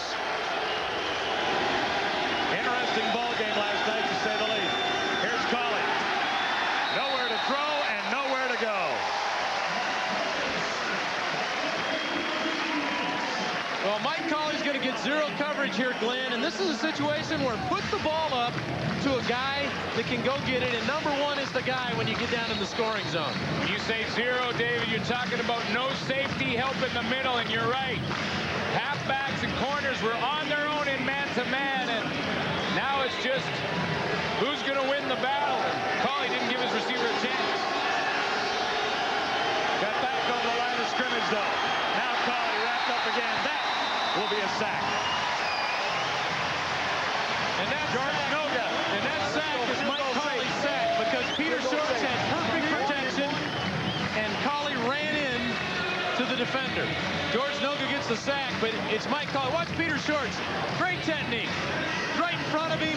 Colley runs right into it. There's no reason to escape the pocket. This happens with a young quarterback. Bomber defense turns up the heat. Well, what I like about it is on the play, they dropped to a zone defense. Last week against BC, they played man-to-man no matter what. Jeff Reinbold's calling the defenses tonight. Mike Broach is out of town. They dropped the zone there and confused the quarterback. Osbaldiston missed his first. He's got his second. It's tied. 3-3. 3:08 to go in the opening half. And it has not been a classic struggle of offense against offense. Now, you're going to drive the ball deep now a little bit to make sure you're going to have to hold on your blocks a long time. We don't want any penalties. Let's bring the ball to the field. Let's get it done. Reinbold's talking about there is he knows Osbaldiston likes to drive the ball deep. So he's talking about his cover people. Going to have to hang on to the blocks just a little bit longer and give Dexter Dawson that crease that he needs. He runs the special teams with the Winnipeg Blue Bombers. Every single one of them, and takes pride in it. That's really where he got his foundation in the Canadian game, isn't it? Running special teams. Absolutely. He knows every facet of the special teams. He knows what every guy on the field has to do, their responsibilities, and make sure it gets done. Double D, Dexter Dawson has had a pretty nice night on returns. Back near his 10-yard line, ready to go again. It's 3-3 on Friday Night Football in Winnipeg, and things have livened up just a little bit since the Tiger Cats got this thing back to even. There's a linebacker back in return coverage over there. Darnell Small. I'm getting a little confused by this game. We watched Tommy Henry play linebacker last night at about 179 pounds. You got this guy, Darnell Small, back on kick returns. Well, he's the classic tweener, as Glenn likes to refer to him. He's actually a defensive back that's bulked up a little bit and playing linebacker, and he's returned some kicks in his career, college, and they like to get him back there and try to run it, but he really struggled fielding now and probably should have let it go out of bounds. Well, I'm just used to seeing the quick, skinny guys back there. Well, you know, Paul Osbaldiston took a choice. Let's see, I got Darnell Small at 240, or I got Dexter Dawson, who weighs in at 185. And he's already taken one back a ways on me. I'm kicking it to the bigger guy. 60-yard kickoff. The Bombers are pinned deep with 3 minutes to go till halftime. It's dead even on TSN Friday Night Football. Fans in Winnipeg out for Friday Night Football at the old stadium. Not much scoring so far. Just a field goal each way. You were blowing smoke for the Bomber offensive line in the opening. How are they doing? Well, they're struggling a little bit. They haven't been able to get anything going, and I credit that defense for that. On first down, there's nowhere to go. Kevin McDougall is sacked on the goal line. As Joe Mumford makes the play, and whenever you have a naked bootleg on, it's on the quarterback to make a good fake. He's going to come from across this side of your screen right over here. And he does not buy the play-action fake, and Kevin McDougall has no shot. And that's exactly the way the rush-in should play the bootleg to the wide side of the field. Montford textbook play there. I was asking about the offensive line. That's not the offensive line there, though, Johnny. That was a naked bootleg, and Joe Montfort stepped up. 2:32 till halftime. Bombers in the shadow of their goalposts. Ronald Williams can't turn and pick that up. There wasn't really much there anyway if he'd made the catch. Well, shadow of the goalpost is exactly right, because that's the reason Kevin McDougall didn't complete that ball. He was trying to throw it over the crossbar and not miss and miss the upright, and threw it over Williams' head. Little momentum shift here, Suits. Well, not only in field position, but you got to think if you're on the Hamilton sideline, Joe Papau's a little worried about this defense over there in Hamilton, playing pretty good no matter what quarterback's throwing the football. Well, the Ticats will have lots of time and great field position if one of the returners catches the ball and drops where he's standing right now. Cameron, about 15 yards deep in his end zone. Fake the throw. Now there's a penalty down. Cameron steps out of the end zone, conceding a couple, but there are markers, 2 of them to be exact, in the Blue Bomber end zone. Now, did the Canadian rifle have an idea that he might want to throw that one? Well, he's facing 3rd down and about 25.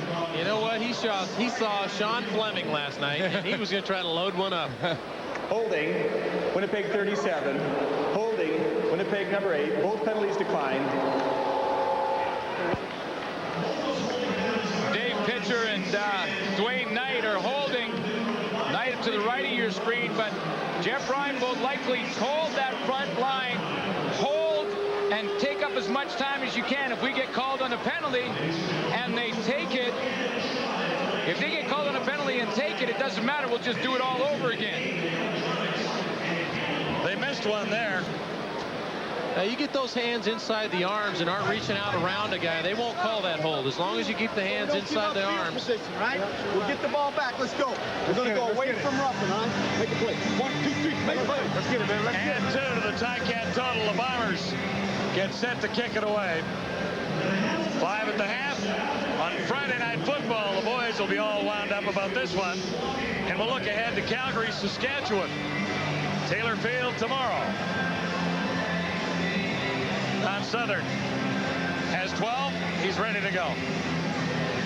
I think that was a good decision by Coach Reinbold to take the 2 there based on the way the 2 offenses are playing, or maybe based on the way the 2 defenses are playing.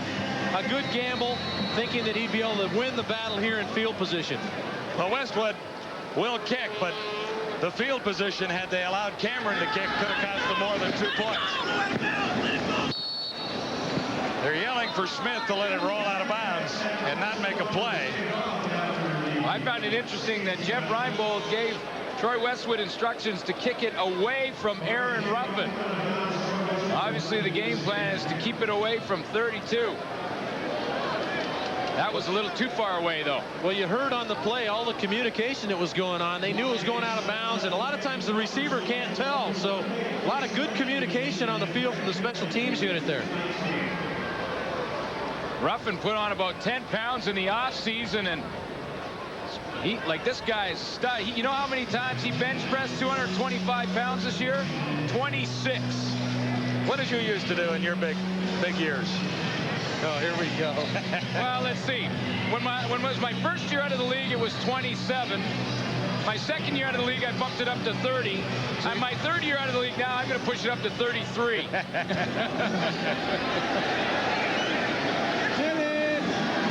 To the other side this time for a turn by Ruffin. Looks for the outside. Still going. Nice little return out near the 50-yard line. 2:06 to halftime, and Mike Colley has a chance to put a couple more on the board for the Tiger Cats.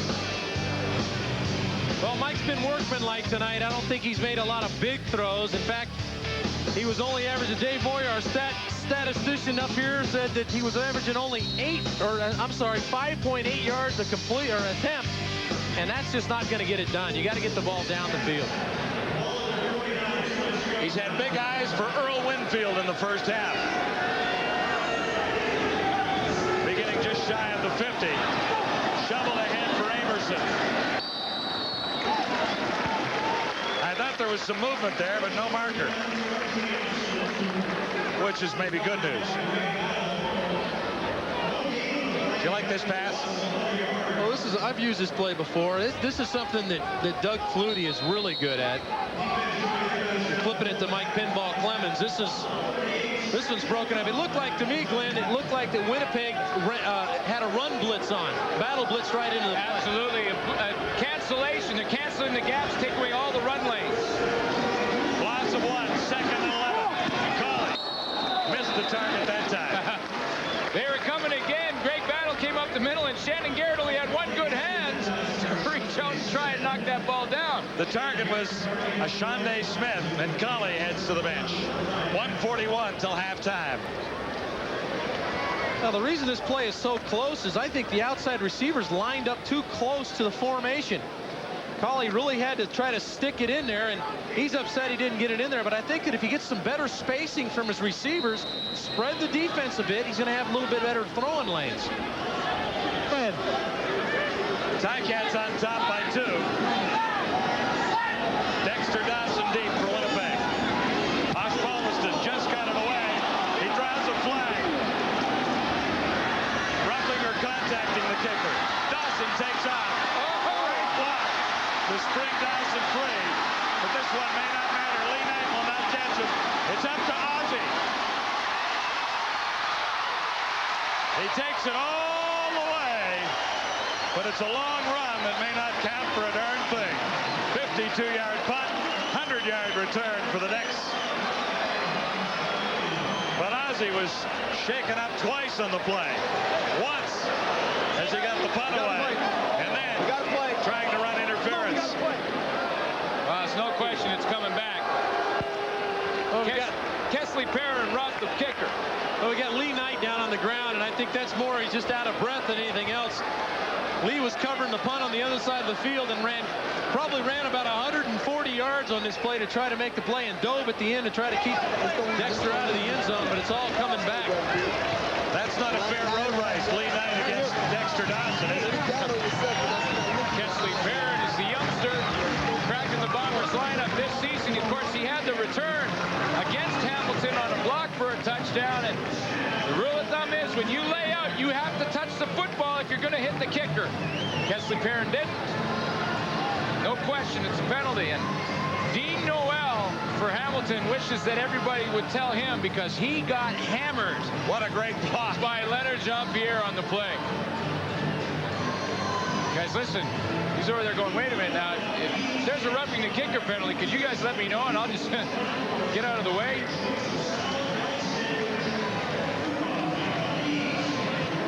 Lee Knight got to Dexter Dawson and actually pushed him into the end zone.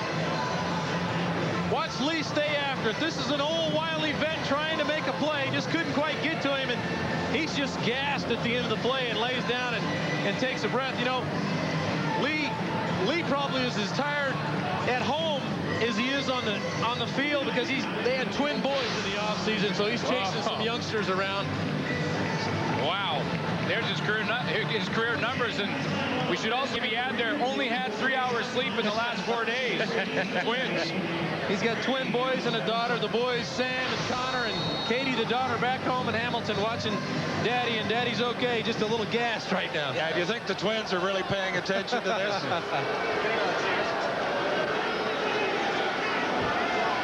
Ticats get the ball back. First down, Bomber 47. Colley with a chance to make something happen. Hasn't run a great deal tonight. And still hasn't. Marker down, far side. 1 yard for Colley. 1:14 on the clock. Chance to get some points on the board for the Tiger Cats here. I think Bert Thornton might have been offside, legal procedure on the play. Or maybe a little holding, Tiger Cats. That's holding. Only water or Hamilton 64.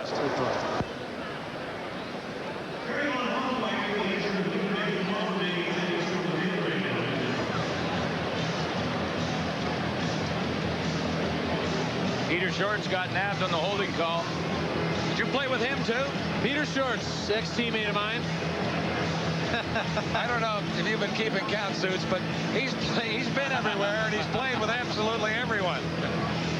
Harry Van Hopwagen down on the play, and when you're trying to chase the quarterback down, those offensive linemen a lot of times have some free shots at the legs, and Van Hopwagen looks like he's getting the hamstring stretched out there a little bit.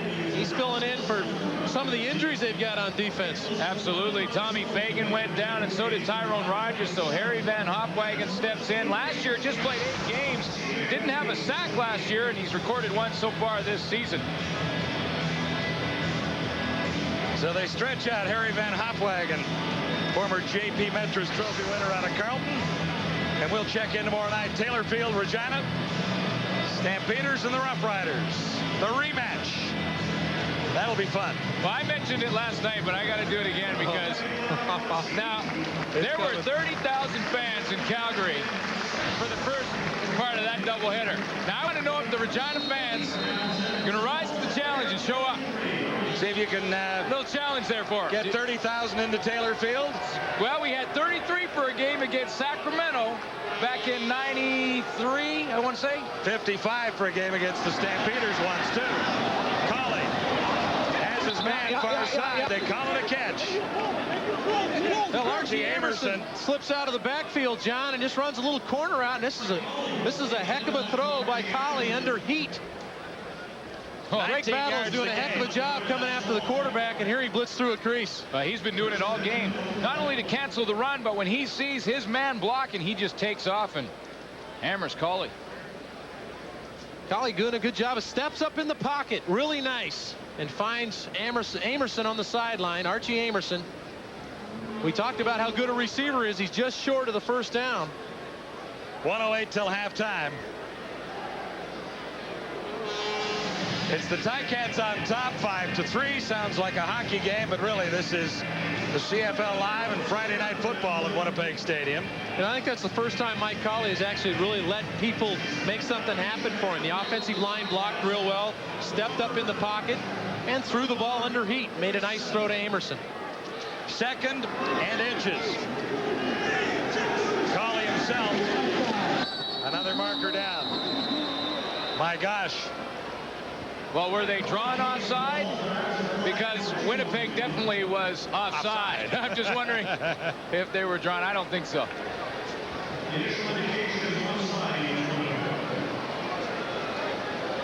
It's been a tough season for Don Southern. Offside, Winnipeg number 50. Gets a break there with that call. This guy is just starting out on his long road to a frustrating career as a head coach. When he sees his Dexter Dawson take one back for a touchdown and it's called back, it gets even more frustrating for him, I'm sure. Live at the half, they're fired up. Back at Friday Night Football Control. We'll get you there in about 56 seconds or so. Colley on first down. Nice pass. That's Thornton wide open. Touchdown. 32 yards. Nice little move at the end for Thornton to find his way into the end zone from 3 yards away. Super read by Mike Colley, and Bert Thornton catches the ball around the 7 and gets in. And Glenn, I'm not going to say anything about this attempt at a tackle about the 5-yard line. In defense, Garrett's wearing a cast on his hand. Now Shannon Garrett has that cast on his left hand, and he passed up the hit there. And you know, I mean, it's one thing to tough it out and play hurt, but if you can't execute your assignment, and he had a great chance to hold Thornton to maybe to the 2-yard line and passed up the hit. I don't know about you guys, but I'm pretty excited. That was a touchdown. We got too many men on the field, it looks like, for Winnipeg. I'm going to be interested to see what Les has to say about that effort to make that tackle down on the goal line. I don't think he's... Too many men. Winnipeg declined.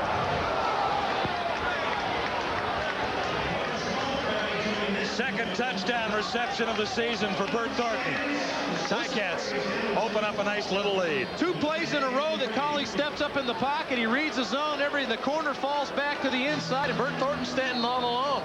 Yeah, Shannon Garrett went with the seam route. He got locked in there, and Colley gives him a little look there, but then goes right back to Thornton, and pretty excited about throwing that touchdown pass.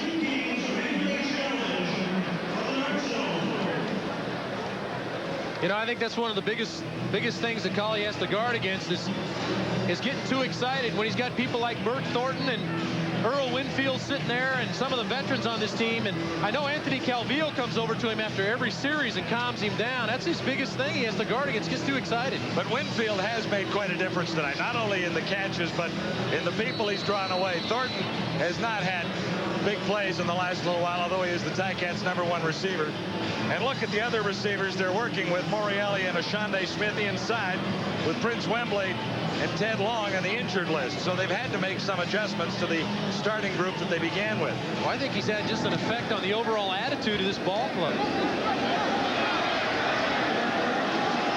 Dane Pitcher does it all. Kickoff return there for Pitcher.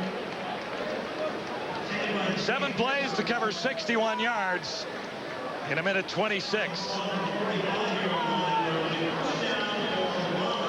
Pitcher is listed as a backup running back. We watched him last year as a nose tackle for the Alouettes, if you recall. He didn't like that much. He didn't like playing up there on the line much.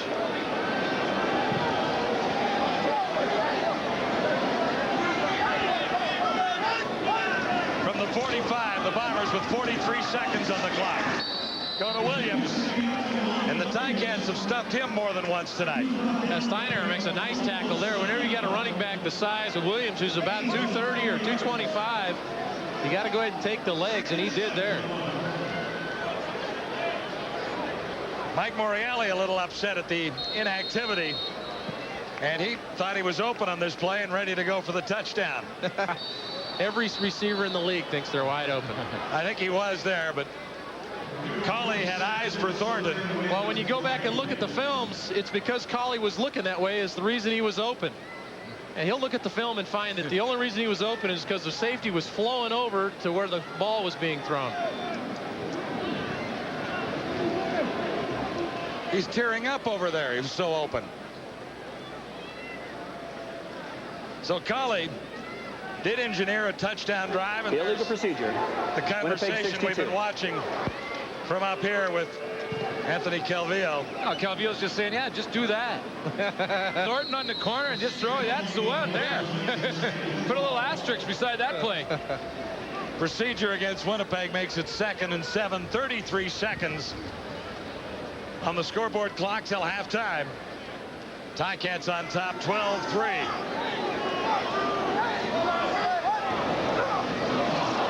McDougall bobbles it. He's lucky to get it back. Should have stayed down, shouldn't he? Willie Whitehead. Yeah, he's having one heck of a game so far. I'll tell you what, he brought his game with him this week. This guy's playing. Well, he started the season. He played in the was on Montreal's practice roster, and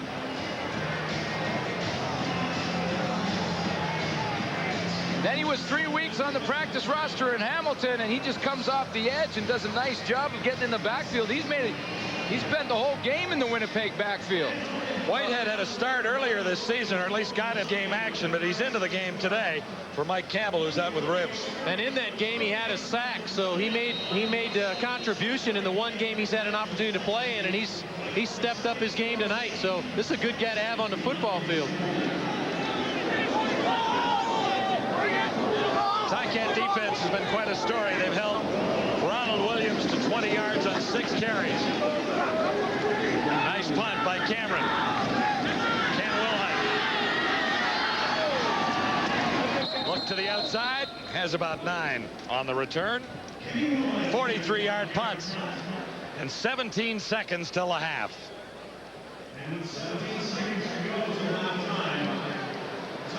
Bombers Tiger on special teams is Wade Miller, number 54. They call him the Mole. Romolo's working on him there. Yeah, Romolo, that's a good job.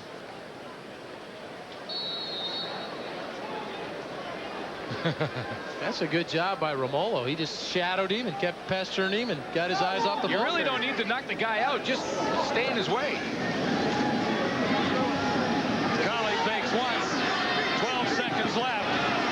Gets it away. Home run toss for Thornton. Missed him by 7 yards. But Colley pays the price at the other end. Well, Battle again. He's been there before. Yeah, Battle hit Colley just as he threw the ball, and I was looking down the field, so I didn't see while the play was happening whether or not it was late. I could hear it, though. Well, I'll be the first guy to tell you that Battle knows how to seek out the quarterback and put a hurting on him, and that should be flagged. Use the top of his helmet as a weapon. Watch him duck the head. An extra stride. Yeah, watch him duck the head. No reason for that. Just run through him. And, you know, no reason. He's been around a long time. That's a poor job by Battle. I hate to see that. I'm still wearing a scar on the chin from Greg Battle last year when he was in Saskatchewan, but there was no reason for Greg to hit him that way, and that's just injury waiting to happen. 6 seconds to go till halftime. Penalty won't help out the Tiger Cats all that much unless Ozzie can make one from a long way away. 60 yards. Here's the spot points. Up, up, up. Down, down, down. Dawson has a chance with a return. Took a wide field goal back a long way earlier. But this time the Tiger Cats were waiting. Well, Don Southern has the lead at halftime. That hasn't happened to him in 1997. It's 12-3 Ticats as we send you back to CFL Friday Night Football Control.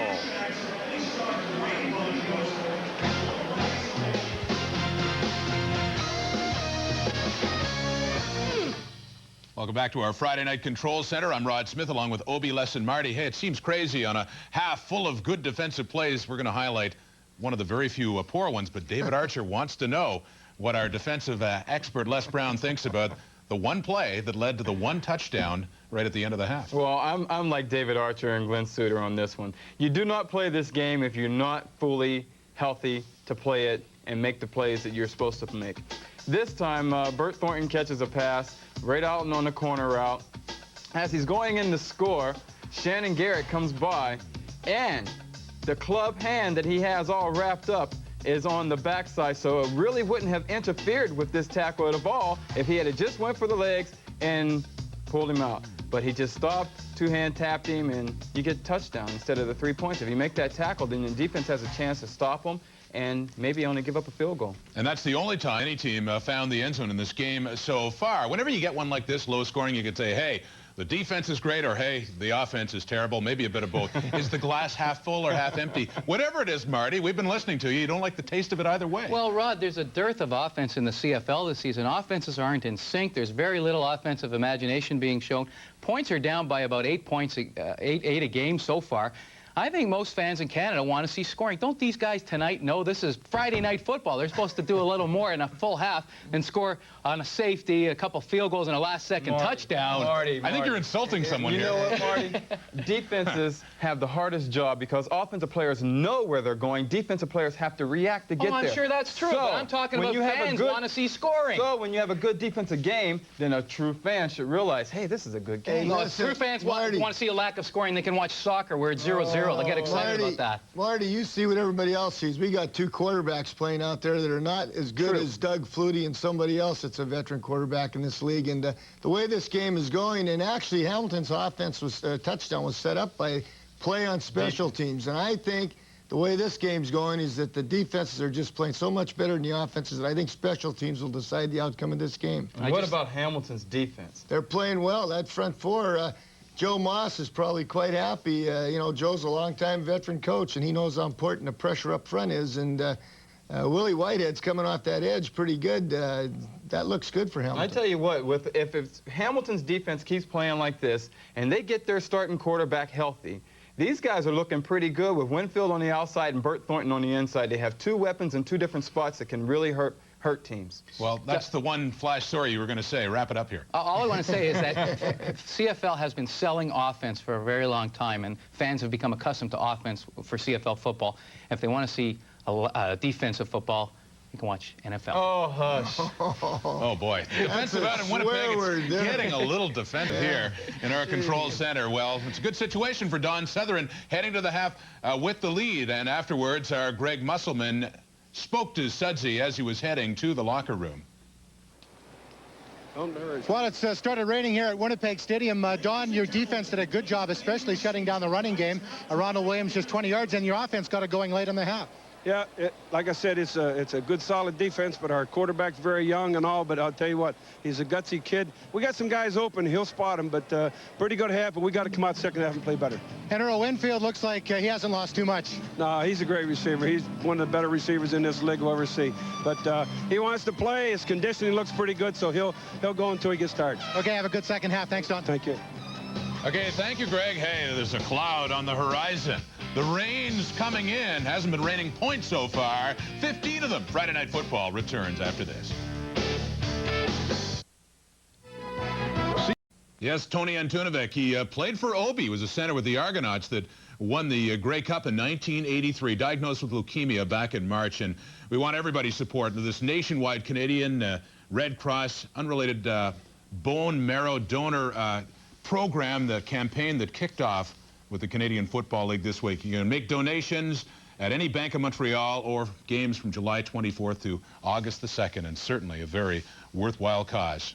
Coming up next, tomorrow afternoon, still going to have to play in Winnipeg, of course, and Friday Night Football. Then Saturday afternoon, it's the Saskatchewan Roughriders getting their rematch a week later against the Calgary Stampeders, who picked up their first win of the season, courtesy Saskatchewan 22-8 at McMahon Stadium, a game where Jeff Garcia, I'm sure, got some confidence going there. And the problem, I suppose, for Calgary, we talked about quarterbacking situations, Marty, but defensively, some key players have been going down. That's right, Rod. Londra Johnson, Greg Knox, Al Jordan, and Ernie Brown are all going to be out. And Wally Buono's had a tough time filling their spots.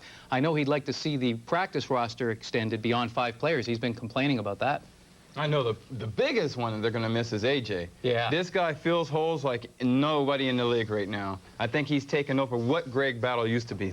Well, you know what? Last week, I thought Vernon Biggs did a great job of filling in for AJ. He played pretty well in the middle, considering he hasn't had a lot of experience in there. But one thing I saw in that last game that I liked is I saw Jeff Garcia running the ball when he should run it to keep the chains moving in 3-down football. And I think if he keeps playing like that and gets more familiarized with his receivers, Calgary's offense is going to be a lot tougher. Yeah, he's playing tough, but if he keeps running like that, some of his teammates are fearful that he might get hurt. Well, you got to run smart, though. I mean, he can slide or go out of bounds. You don't have to be a hero. Yeah, but this kid doesn't know anything about that smart stuff. He likes to be the hero. He wants to be the tough guy. Yeah, and I tell you what, playing against Saskatchewan, a team with the linebackers that they have and the defensive front four that they have, that could be some scary stuff. But there is, certainly a lot of optimism with the Saskatchewan Roughriders this year. With that in mind, and look at what Montreal's gone through, losing back-to-back games. If Saskatchewan loses back-to-back to Calgary, yeah, it's early trouble early in the season, but difficult nonetheless, I would think, with the parity you have going in the Western Division. Oh, I think the parity in the whole league is outstanding this year. I mean, everyone's got super defensive personnel, and, you know, the offenses are always behind when there's only 2 weeks of, or 2 preseason games to get ready to play. Right. And this year, the actual amount of time in training camp was even shortened up a couple more days. So it'll take the offenses a while to get in sync, but there's some great athletes in the league this year. It is Reggie Slack getting the start, by the way, and not Kevin Mason, despite the way he played in the 4th quarter at McMahon last week. It is raining in Winnipeg, and the Bomber fans there looking for a comeback. Their team is down 12-3. So far, defense. We'll have more when Friday Night Football returns after this. We're live and interactive here at TSN, and maybe this is the biggest story of the night so far. Harrapin is not leading the QB1 standings. We'll try to have an update for you after the football game. A football game that has seen defense rule for about 29 of the 30 minutes before the Ticats finally got into the end zone, and they have the lead. Expect the numbers to be low. Let's head back to Winnipeg Stadium for John, Glenn, and David. Well, it's a tough game to analyze. We can tell you the best quarterback on the field plays for the Hamilton Tiger Cats so far. Yeah, Mike Colley went in at halftime with quite a bit of confidence. They threw the touchdown to Bert Thornton, but it looks like that he's playing with a purpose on the field, Glenn, and the other two quarterbacks for Winnipeg just don't seem to be into the ball game. They certainly aren't. I mean, look at the numbers for the Winnipeg Blue Bombers: 44 yards passing, 20 rushing. Ron Williams has not been involved in this football game like he was last week. Now, granted, they're playing the Hamilton Ticats, which is a pretty good defense against the run, but Ron Williams has got to be involved more. And David, now, do they go back to Vargas in the second half? I think so. I think Chris Vargas comes back in the ball game, and hopefully he comes back in with a purpose and then lets that offensive line do what they've done all year long. Get Ron Williams involved, play action pass, and do some of the things they do well. Vargas was 0 for 8 in passing when he got the hook. Tiger Cats are on top for the first time at halftime all season long. Hang in for a sports break with Brendan Connor before the second half kickoff. Friday night football night. 3 quarterbacks have played in this one. Only Mike Colley has had a good time out there at Winnipeg Stadium tonight. Chris Vargas faced the action again in the second half, but completed just 2 of 11 for 33 yards. Those are not impressive numbers. Good job by Mike Colley, though. He went in at halftime with quite a bit of confidence after the touchdown to Bert Thornton. His best performance thus far as a Ticat. Things could get a little more interesting now. A bit of a rain falling on Winnipeg Stadium. The Bombers ready to return. It's the linebacker on the kick return, Darnell Small. And Vargas gets another crack at it. Exactly what you would have done if you were coaching, right? Yeah, Chris Vargas comes back in. He's the guy that won the job in training camp, took it away from Kevin McDougall, and let's get some continuity back in the offense. Get the people back in there that are supposed to be making the plays, and let's do some of the things that we're confident in doing. Play actioning and getting Ron and Williams involved in the running attack. Milt Stiegel was the only Blue Bomber to catch a pass in the opening half. He had 3.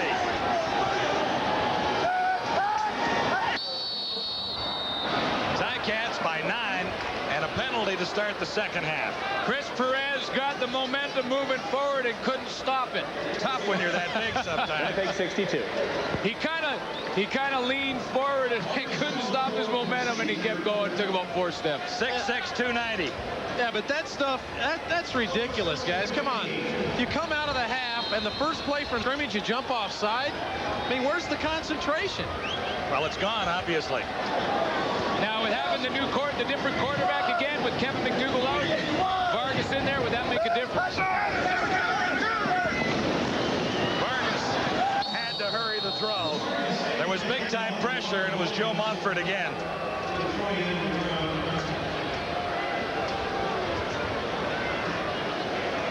This front four has had a pretty good game. Here's Joe Montfort right here. Take off and get a pretty good pass rush. They've done a good job. They've had to play Doug Flutie on the ends, Gonzalo Floyd, and Joe Montfort, and 2 times out of their 4 games, and that's a task in itself, and doing a pretty good job again tonight. Good decision by Chris Vargas. They had a little screen on inside, and it was smelled out by the defense. 2nd and 15. Bombers pen deep at their own 16. Vargas couldn't get it away and paid a heck of a price. Willie Whitehead and Joe Montfort just had a meeting of the minds at the quarterback. Listen to this shot.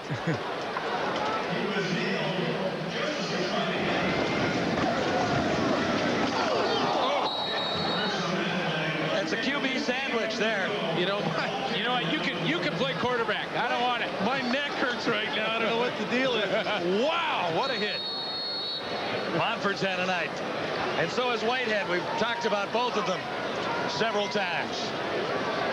Coupling out. Cameron kicking from his 2. Nice punt. Away from Wilhite. He may not have a play. He won't.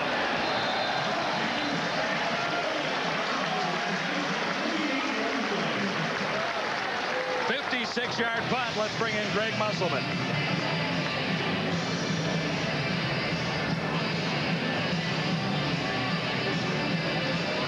In the first pass, but they realize that this guy can do the job. And Jeff Reinbold, the pretty comment was just win. It's what you guys panned to rights in the rain. It's a little wet down here. Well, stay dry as best you can, Greg. Third quarter underway. Ticats get their hands on the football for the first time. Hamilton leading 12-3.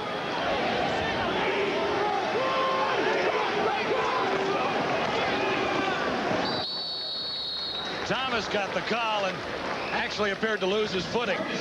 Yeah, the wet turf already taking its effect. Mike Colley got to have a lot of confidence right now. We've talked about how he rallied the team there in the closing minutes of the first half and pushed one across to give Coach Southern his first lead at halftime. And I think there's some confidence brewing within the young quarterback. Well, I talked to Coach Southern before the game as well and asked him about whether or not he would switch Kendrick Nord in the game like he did against Toronto. He said, no, this is Colley's game unless he doesn't move the football team. Colley looks at 2nd and 9. Had Winfield, he couldn't hang on.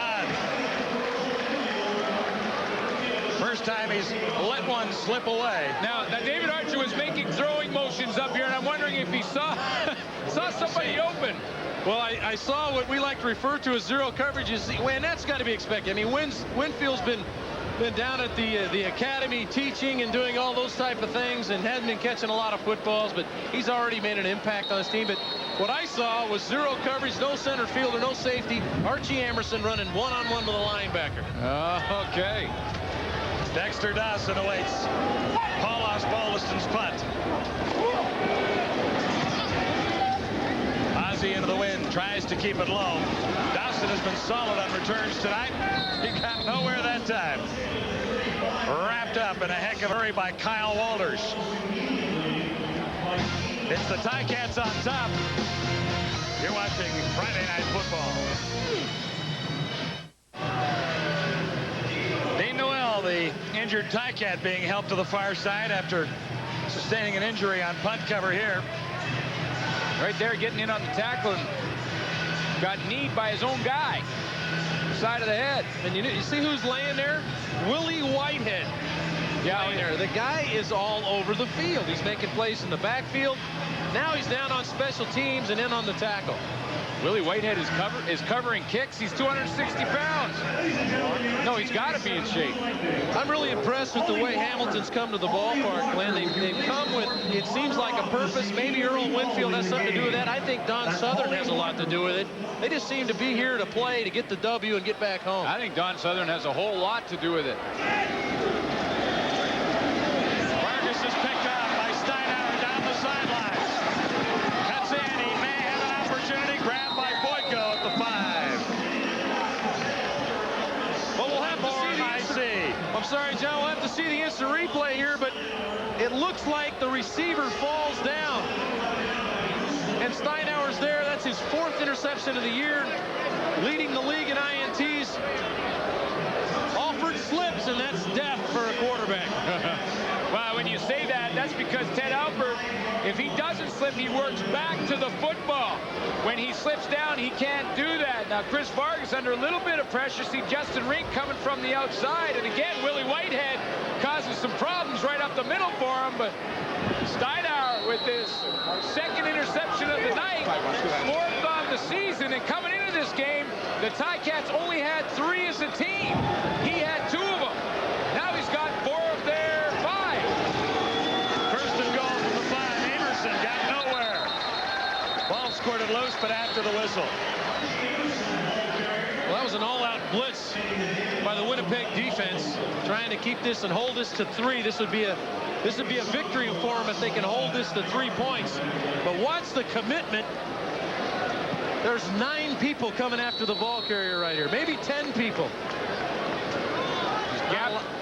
Just gap cancellation and send all those linebackers into the gaps, and then the only thing that can get you there is a little play action, naked bootleg. Loss of a yard, 2nd and goal from the 6 now. Under the cover, Thornton. Couldn't quite hang on. The pass was a little low. He read it right, but had to fire a bit low because of the coverage. Same look, Glenn. They're bringing everybody, and he's just got to get rid of it. This is going to have to be a hot throw. Right from this side of the field, Andrew Henry's coming, and Colley adjusts. Andrew Henry from the safety jumps up in the air. Colley wants to throw it initially. He sees him right in his face, adjusts his reloads, throws again, and can't hit Thornton. And that 13th defender, the goalpost, reared its ugly head on that play. Osbaldiston looks to add to the Hamilton lead. They'll settle for 3 with Greg holding. Ozzie puts it through. Ticats on top 15-3. It's all Hamilton thus far at Winnipeg Stadium.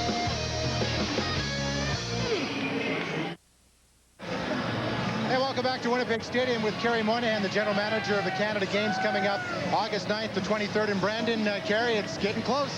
15 days to go, and Brandon's ready to welcome the nation. When you look at the preparation that's gone on and all the athletes are going to be there, this is really going to be a great event. It's the largest multi-sporting event in Canada, and we're ready for the nation. Okay, Kerry Moynihan, the general manager of Brandon Games. We'll see you there. TSN will be there. Back up to John and the guys in the booth. Canada Summer Games a couple of weeks away in Brandon. We look forward to being there for 2 weeks of fun and games.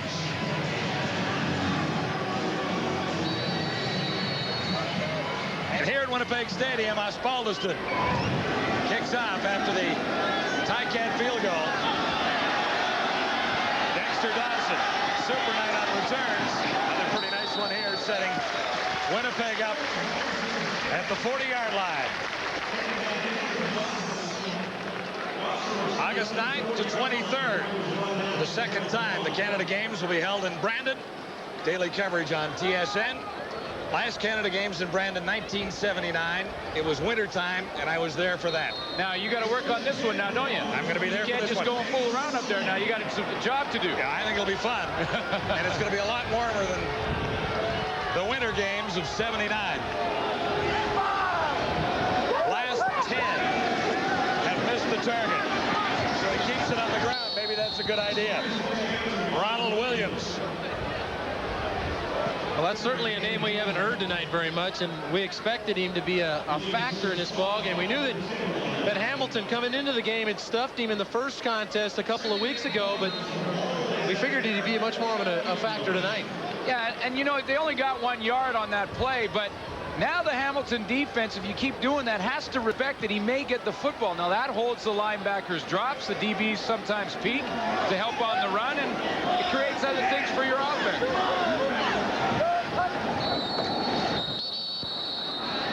No opportunity to get the play underway. 7 carries for Williams thus far, 23 yards. He's the leading rusher in the CFL coming into this. Time count violation. Winnipeg 16. And the other interesting story is longest carry of the night for 5 yards. Now, what happens on a time count violation for the quarterback? Is it usually that the call just doesn't come in time, or?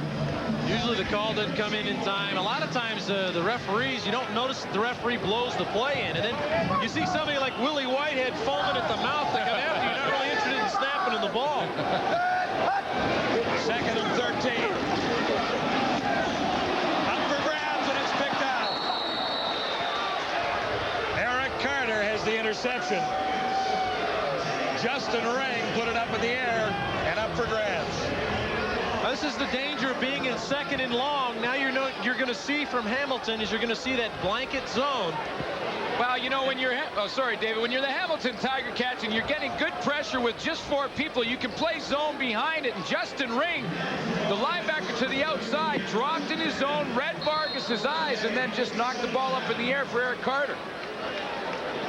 Good protection up front. He just tried to force the ball into his zone. First interception for Carter. Ticats are set up again inside Blue Bomber territory at the 47. A little low. Thornton, the target. Colley missed. Well, Mike needs to be able to see the coverage. He's got Winfield to the wide side of the field, but here's the interception. Watch the ball tip right there by Justin Ring. Yeah, it just flows to the football. Got a majority of my interceptions on the old tip drill. Did you really? Oh, yeah. Just wait for we call them the garbage interceptions. But you know what? When they write them down in the stats, it's just one INT. Yeah, that's it. They forget how they look 5 years later. Colley looks to run. Holding call coming against the Tiger Cats. Colley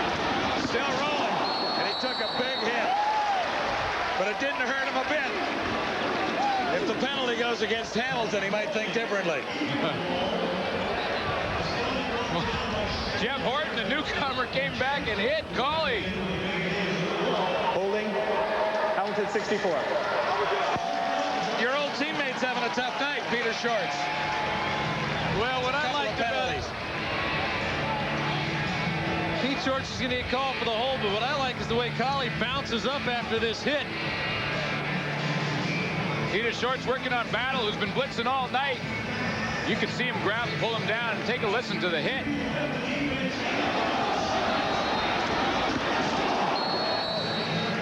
Jeff Horton was a strong safety when he was at Eastern Tennessee State. Strong safeties hit all game. Cauley looks at 2nd and 20. Here comes the charge from Greg Battle, who got around and in untouched. So Cauley wisely unloaded in a hurry. Well, they really had that set up well. Again, that was a middle screen to Marcus Thomas, and he just didn't handle it.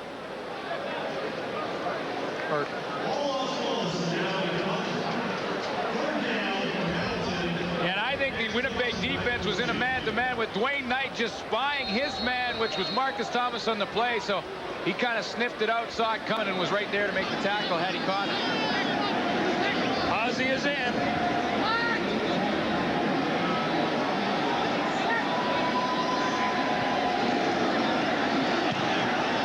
Charge up the middle, he gets it away. Dexter Dawson. Surrounded. Great coverage by the Ticats special teams right there. 38-yard punt, and literally no return. One more game in week 5 from Taylor Field tomorrow night. Jeff Garcia tries to make it 2 in a row over the Saskatchewan Roughriders. Calgary won at McMahon. Now, Jeff did a good job in the game last week. He talked about how he wanted to get everybody else involved, and he did that, and he got Anderson involved, and that was that's really the key to the Calgary attack. He got Anderson catching the football and running the football. Who starts for quarterback for Saskatchewan? Reggie's starting. Reggie's starting. Okay. Vargas has about 5 yards. And kind of a pitiful cheer from the crowd here as they finally get a completion from their quarterback. Yeah, and it was Alford's first catch. This is just the hitch route. 3-step drop for the quarterback and pop it out there. Nice little move on Eric Carter. Gerald Vaughn doesn't mind that. That's called 4 yards and a heading. Stiegel escaped after making the catch. It'll be a Winnipeg first down. And there haven't been very many. Well, these are the kind of throws they need to give Chris Vargas. DB's playing off, throw the little hitch routes, give him the short throws. Here again, 3-step drop, get it out of there. Kenny Wilhite took a shot at the football and missed. And when you gamble and don't get it, you get a big play on you. Hurry up offense after a 15-yard gain. And he missed there, looking for Boyko. Steinauer covering. You know, just 5 Bomber first downs, guys. This is not a bad move by Joe Paopao to get him in the hurry-up, and he liked to do this as a player as well. When your offense is struggling, get into the hurry-up offense, and you know you're going to get a more basic defense on the other side.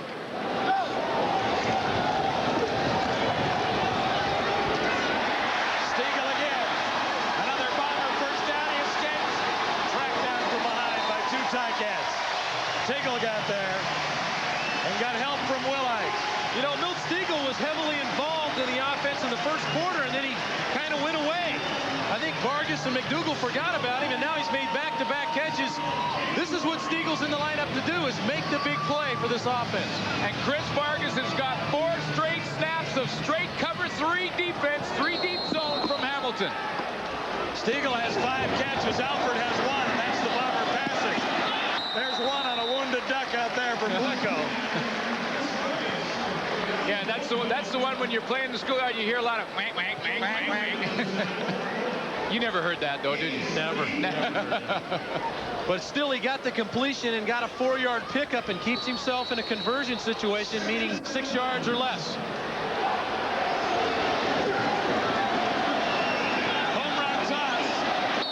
Nobody home. Wilhite wants a penalty. Or, excuse excuse me, Stiegel wants a penalty. On Wilhite. Exactly. I know what you were trying to say. You know where I was getting at. Wilhite was covering him. Well, blitz coverage this time from Hamilton. No center fielder, and that's what Stiegel saw, and of course that's what Vargas saw. Stiegel took a little bit different angle across the field than Vargas was expecting, and Vargas threw the ball deep into the end zone as opposed to the crossing angle. That's where the misconnection was. Troy Westwood has accounted for Winnipeg's only points. 1 for 1. He goes for his second air from the 35. That looked a little wounded too.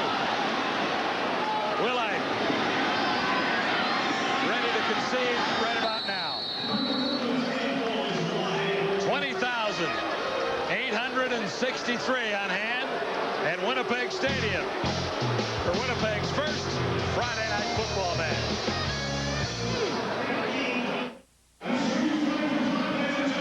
Friday night football live from Winnipeg Stadium. A little more life in the Bombers until Westwood missed his second field goal of the night. So they turn it right back to the Tiger Cats and Mike Colley.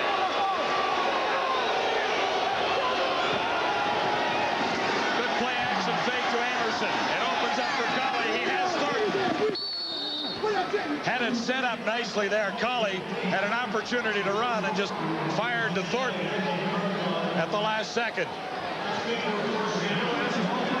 Now, is it the hold or the kick? Because I know when I held, it was always there. It was always the kicker. Well, the snap was high, and Bob Cameron handled it perfectly. Even had the threads headed towards the goalpost. That's just a miss on Westwood's part. Now, if you asked Ridgway, he would say it was always the hold. Ticats pick up 17. Morreale makes his first catch. About halfway to a first down. Colley is gaining confidence with every down out there. Interesting to watch. Yeah, I was just about to say that Colley seems to really be a different quarterback than before this game started. The play previous to this, a play-action fake, actually pulled some of the halfbacks in, pulled it out, and hit Thornton on the crossing route. And here, good first down completion, 6-yard, 5-yard gain. Now he's in second medium.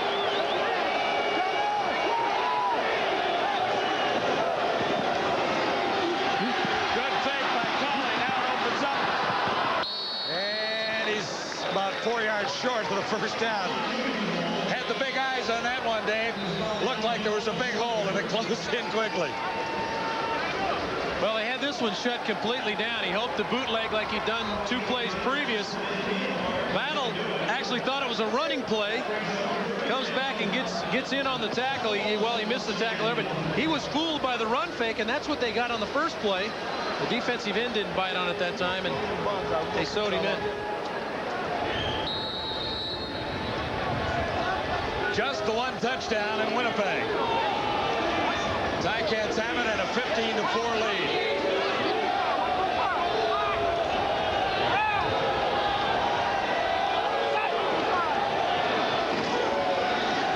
Downfield, hands are in, hands are in.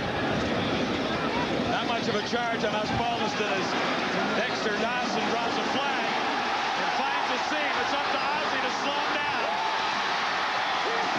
He tried to roll underneath him, but it was enough to get Dexter a little bit of time and a great return.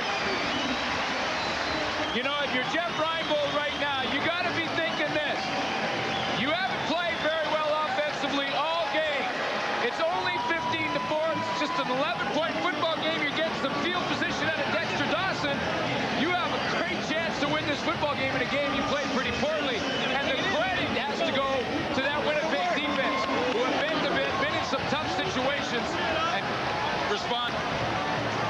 48-yard return by Dexter Dawson. Well, he's had a super night tonight, and there he breaks a tackle, and then the rest of the boys get in on the blocking. Alford's second catch of the ball game. Big first down Winnipeg, and a couple of good hits on Alford. Now Vargas on a bit of a roll.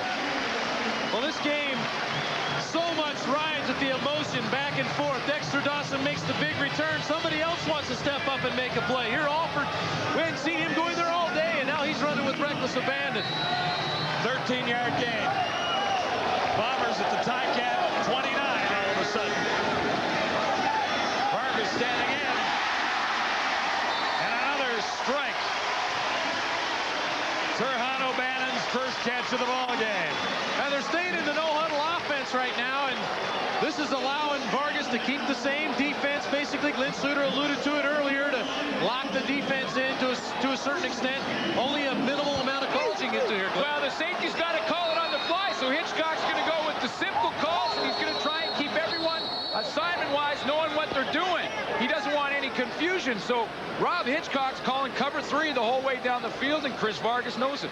If you didn't hear the whistle, there was one, and that play was dead before it began. O'Bannon gets another 16 yards for the Bomber total, and Winnipeg has suddenly come to life. Not only the football team, but this stadium. Yeah, this stadium's been sitting on the edge of their seat waiting to have something to cheer about. They got a little excited about the return that Dexter Dawson made earlier for a touchdown that was called back, and once again Dexter stepped up and lit a fire in this crowd. Now what signal could that be? See you later for one in the bar? Yeah, Joe goes, you're buying. I'm sure it hinges completely on whether he gets the ball in the end zone right here. Well, Vargas, a hot hand on this sequence.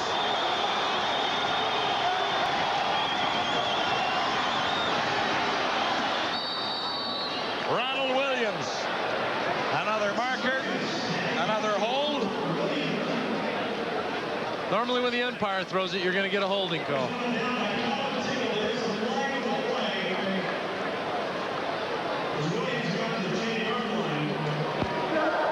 Holding, Winnipeg number 60. That's the center, Dave Ancona.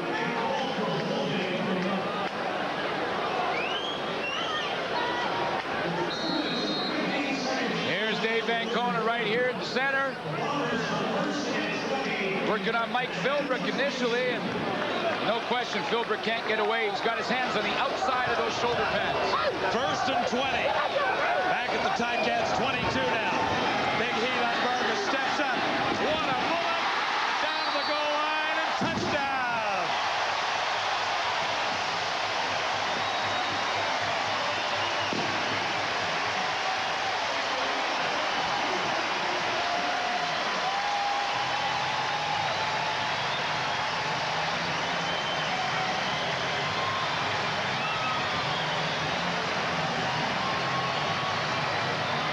Turhan O'Bannon, first touchdown as a Blue Bomber. And finally, the booster buggy can roll around Winnipeg Stadium. The Bombers are in the end zone. Super catch by Turhan O'Bannon. He's in harm's way here, Glenn, but he goes up and makes the catch for his quarterback. And when you're struggling with a quarterback, boy, you love to see a guy do this for you. Well, it really is. I talked to the Bomber coaching staff before the game, and they talked about Turhan O'Bannon being real pumped up to get back into this football game. Last year, he only played 4 games for the Bombers. He was in camp with Winnipeg. It's my first one, baby. And you can see how pumped up he is to be back in this game and back with the Bombers. Watch where Turhan O'Bannon ends up. This is an area where you really don't like the ball thrown high to you. Watch him go get it. Well, this is a minefield. Rob Hitchcock tried to play the ball and missed it. Super job by Vargas to step up in the pocket. 2 Ticats also collided. And I think that the Winnipeg Blue Bombers may have got away with one. Joe Mumford was coming off the edge working on Craig Hendrickson. Oh, is that a hold? No.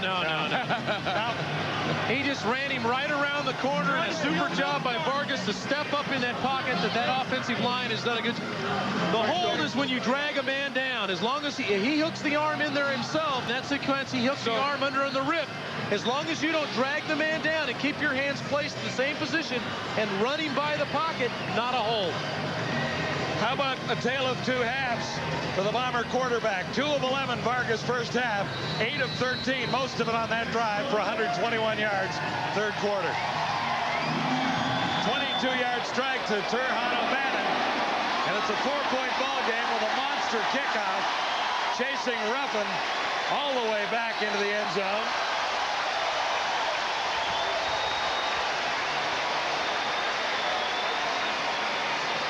A three-point game now. Westwood unloaded one. Well, I think Troy had a little stored up from that short field goal he missed just a little while ago because he hammered this kick. A 90-yard kickoff. A minute 30 to go, third quarter. We were talking about the confidence that Cauley had built up. All of a sudden, his opponents, Chris Vargas has a little bit after that drive. So now it'll be pretty interesting. Well, now he's got to put some stock into that confidence that he's gotten over the last couple of quarters and see if he can step up for this team. Oh, good fake. But it didn't fool all the Bombers. Football is a game of emotion, and it swings both ways. A couple of big plays, one touchdown, and now defensively you are pumped up. To a man, the Winnipeg Blue Bombers have now regained the momentum in this football game. And credit number 5, Dexter Dawson, for kickstarting them a second time. Gain is 2, second and 8. Ticats near the 35. Cauley goes to the shotgun. That one is batted down.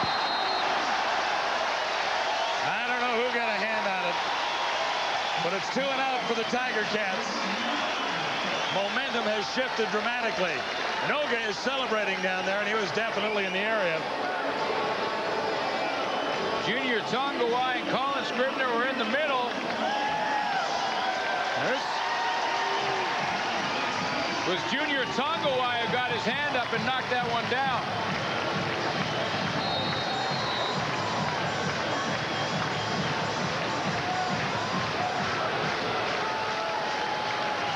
Dawson would like to create a little more magic. Osbaldiston standing back inside his 25.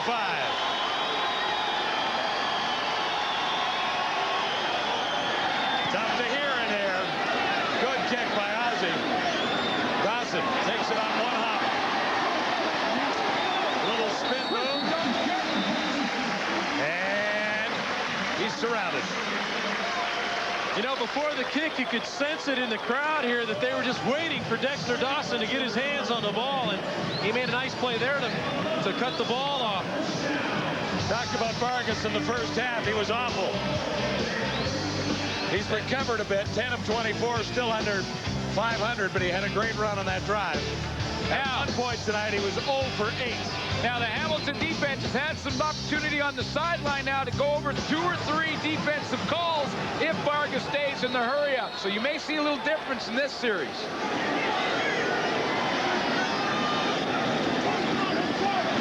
Williams, a better run this time.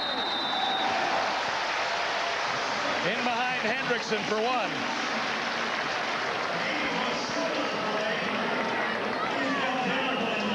That's the end of the third quarter. We've got a ball game. It's a three-pointer as we send you back to CFL Friday Night Football Control.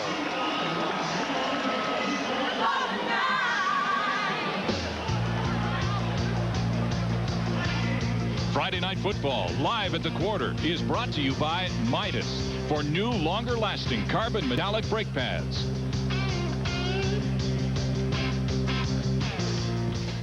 Welcome back to our control studio. Rod Smith with Obie, Les, and Marty. Yeah, we do have a ball game, not just because it's getting closer, but when you get some of those sticks, you want to be a quarterback in pro football? Man, this is not an easy business, Les. Well, you know what?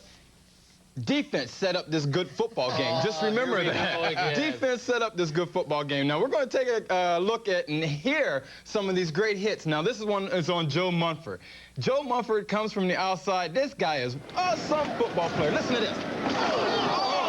Now, Marty, doesn't that get you excited? Now, That's rather violent. Wait, actually. we have one more coming up. It's not done yet. We're going to show you another one on Mike Cauley. Okay. But this one was so good, too. Listen, listen, listen. The only way that could be better is if that was Marty carrying the ball. Oh, nice, nice. Now we're getting, okay, come on. Take your gloves off, come on. Now we're getting mean. Well, just, I mean, we've got a close football game now, and I don't know. I'll tell you what, Rod, if I'm Don Southern right now, I'm worried not only about losing the game at this very moment, but also losing my job, because I don't think that he's going to come out with his job if they lose, and I think with the momentum switching, I think they're going to lose. Well, Marty, let's wait a minute. Now, they got the win in the fourth quarter, and there's a whole quarter to be played. And it's going to be up to Mike Colley to get some offense going for him because they should get good field position with the win in the fourth quarter. So somber for Don Southern. Hey, his team's in it, leading by 4. We still have a quarter of football to play. Back to Winnipeg Stadium we go and rejoin the guys. Actually, it's a 3-point lead at 15-12 after that 90-yard single by Troy Westwood. And that's a huge play all of a sudden. 3 points. Field goal ties it. And I agree with Les Brown. This has been a defensive struggle, and the defenses have set up this close ball game. 2 good defensive efforts, and Chris Vargas now standing on the sidelines, and Kevin McDougal has come into the ball game. Did he get hurt? Or is this the hook? I don't understand this move. If he's hurt, then I understand it, but if he's not hurt, I don't understand. I mean, that was a marvelous drive, and he was passing perfectly, especially on the touchdown. Little option play as they try to get Williams around the corner. Bombers had a big third quarter, and it changes the complexion slightly. 10 yards, 168 Winnipeg. Bombers have turned it over 4 times and are back within 3. -1 on the option play. And that's why Chris Vargas was on the sideline. To McDougal to run the option play. Joe Powell thought coming out of a quarter, he could change quarterbacks and maybe get him on an option play, but as it turned out, McDougal didn't run it very well. He didn't attack the cover guy or the outside contain guy, and he just rallied to the pitch. Yeah, I thought he just pitched that early. He just got rid of it, and then when that happens, the defense can just flow to the running back. Bombers are trying to do something, sneaking Boyko back on the field. Count the heads out there. Alan Boyko came off, then tried to sneak back on. They're missed. Yeah, it's kind of like that red alert play or whatever they called it. No, that's a long walk right there when you've forgotten what special team.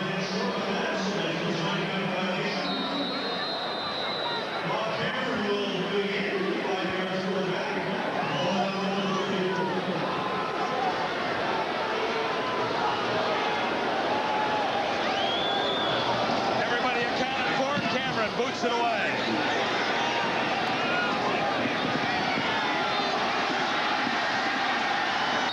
The return for Wilhite.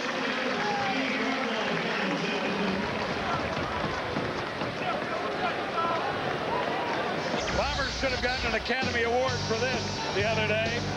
They call this Dirty Red. The Canadian rifle fired to Craig Battle for a first down in a key situation. And he was so open because Bob Cameron threw a balloon out there. Wait a minute, that looked all right. There was similar confusion down here as Boyko came off. He dragged the Tiger Cat to the sidelines with him. But you knew they were prepared for it. Well, they were at least expecting something. Colley has it open up for him. Good pump fake. Has about 8.5. Don Southern's instructions to Mike Colley before the Toronto game was to run first and pass second. And I'm sure for the most part that hasn't changed much. Well, I think he's graduated to another level, though. I think Colley's done some good things throwing the football, and this is a good decision he makes here. He does pull it down and run with it, and he's only about 2 yards short of the first down.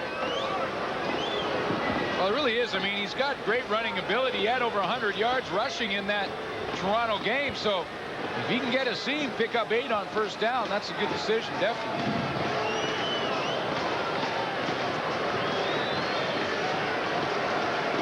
Small delay with an injury timeout far side of the field.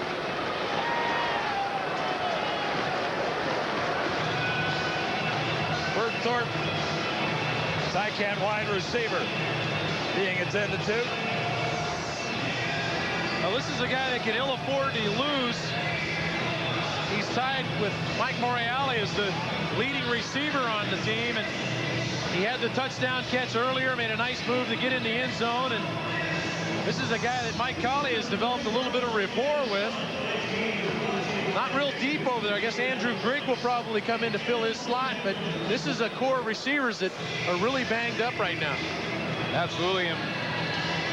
Bert Thornton, at the current pace of the receivers for Hamilton, was the only Hamilton receiver that was going to get close to 1,000 yards receiving this year. So closing in on 100 tonight, 3 for 73 and the touchdown. Well, with Prince Wimley out and Ted Long out, you know, the problems for Don Southern mount. Now, you know, the panel was talking about Don Southern losing his job if they lose this game. Now, my opinion is that's a bad move. Now, you've got your starting quarterback on the bench. You've lost 2 starting wide receivers, now 3 in this game. I mean, makes it tough for a head coach. And I mentioned it earlier, if you fire Don Southern, you fire a defensive coordinator, a defensive back, and a coach, and a head coach. It's a lot of positions to fill. Second down, Morreale converts for a first down, Tiger Cats. Hamilton leading by 3 at 15-12. Just nicely into the fourth quarter at Winnipeg Stadium on Friday Night Football. 7 yards for Mike Morreale. Nice throw here by Mike Colley. He just steps to the left. Little out route by Mike Morreale and sticks the ball on him. Real good throw, good authority on the throw.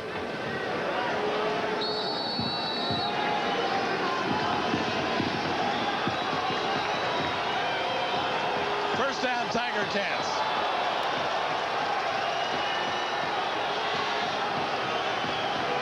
Stegall leads the receivers.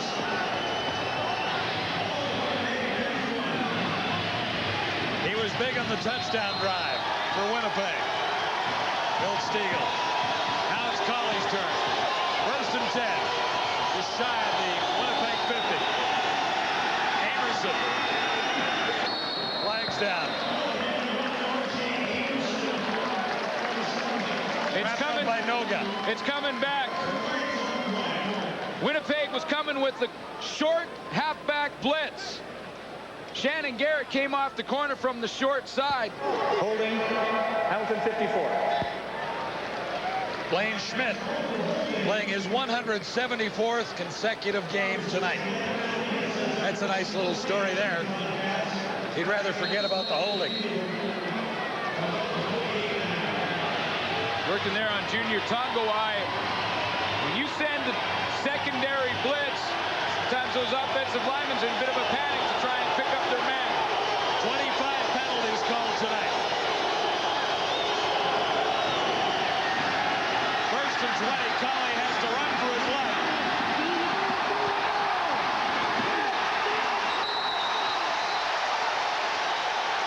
Throw it out of bounds. Well, I think Scribner caught the ball as he was going out of bounds, and they're going to give him the ball. I think he did. I think Colin Scribner caught that and kept his feet in bounds. Colley couldn't make up his mind whether to throw the ball away or eat it, and at the last minute, I don't know whether the ball slipped out of his hand or just flipped it, but Colin Scribner makes a heck of a catch pursuing the quarterback.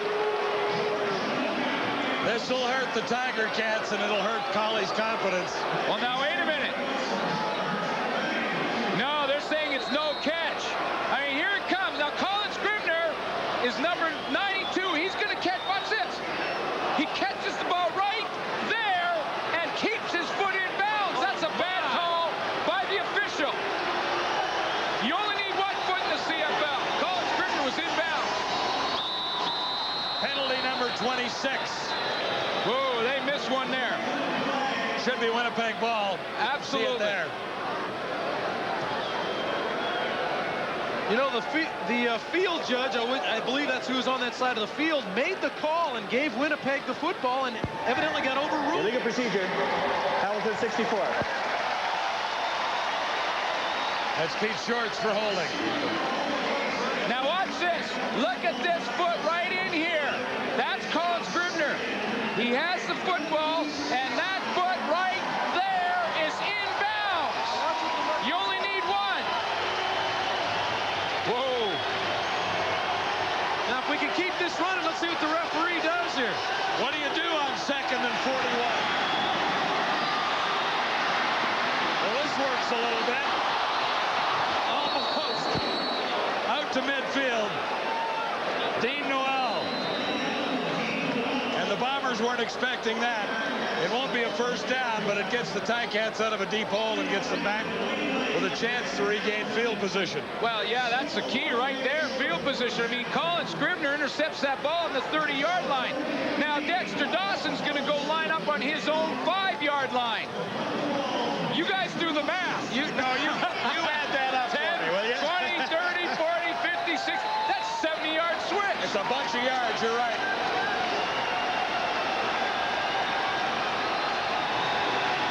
Osbaldiston. Hands in now, hands are in now. And he tries to keep it away from Dexter and does. Rolling it out nicely about the 11-yard line. Don Southern got away with one, we think. Ticats hang on to a 15-12 lead on Friday Night Football. Well, the Bombers missed an opportunity and start deep in their own zone back at the 11-yard line. Boyko to the near side. That's Alan Boyko. 1st and 10, Winnipeg.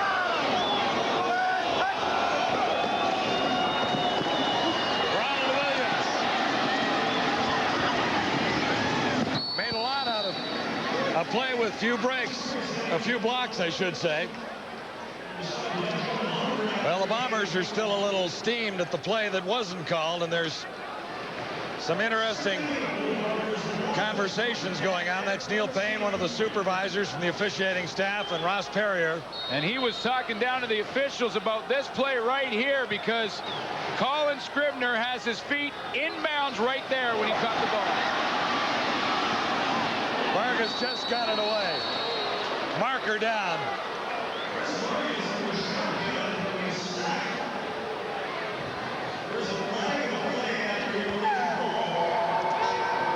Intentional grounding. Winnipeg 16. So they call it intentional grounding. That will count as a sack. Well, no question about this. Chris Vargas was in the grass. Mike Philbrick and going down and just threw it into the dirt. There was no receiver anywhere near that ball, and it was a good call. But Joe Palpal must be thinking back now. Field side corner. He's going to look at this tape and see 70 yards of field position gone.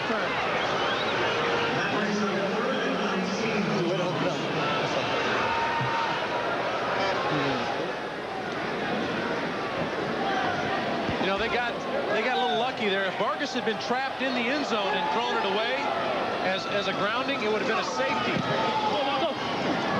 Cameron nails one out of the end zone. Ticats with Wilhite ready to return. Great field position near the 40. Tough tackling down there by the Blue Bombers. Well, the place still humming about a call that we believe was absolutely missed. Well, the referee was standing right on the spot. Colin Scribner caught the ball. Now, see the official run down there from one side and the other. Watch number 26. Watch number 26. Now he's going to say incomplete. And I think if you look a little bit further, I think he actually gives the ball, and then they finally call it incomplete after a huddle. Ticats nicely set up at the Bomber 41 with a 3-point lead. Wide open for Colley. He's got a first down to about the 29, wrapped up by Dwayne Knights.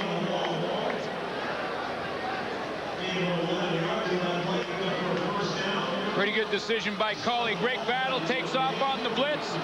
Colley sees him coming, and look at the hole. Well, that's a design call. It's just a quarterback draw. You saw Dean Noel go to the front side to block the defensive end, and Colley took the hole, went straight up the middle, and picked up the first down. Playing to your quarterback's strengths.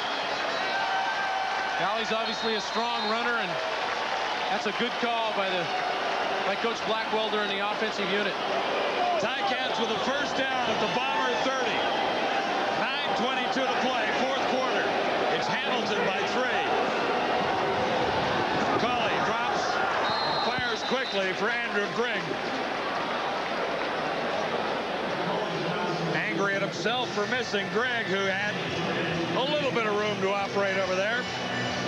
They're getting a variety of coverages now. Coach Reinbold is very good at designing different coverages that you don't normally see, and they play halves of the field, Glenn. That time they split the field, and 3 defenders on one side of the field and 3 defenders on the other, and we're just playing a box.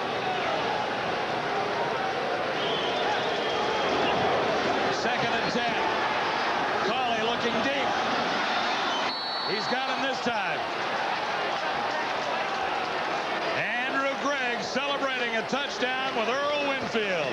A 30-yard toss. Mike Cawley to Andrew Gregg. What a super throw by Mike Cawley. He stands in and really drills this football, and this is maybe his best throw of the night. Well, Jeff Reinbold shaking his head because he had Andrew Henry, number 24, was supposed to help out deep. But Archie Amerson popped out wide open, and Andrew Henry took him. That left Reggie Carthon in a one-on-one to the wide field with no help. Now Gregg will hold for the extra point on his touchdown catch. Gregg gets into the ball game with an injury to Bert Thornton. Thornton had a touchdown early. Gregg has one now. Ticats widen the margin to 10.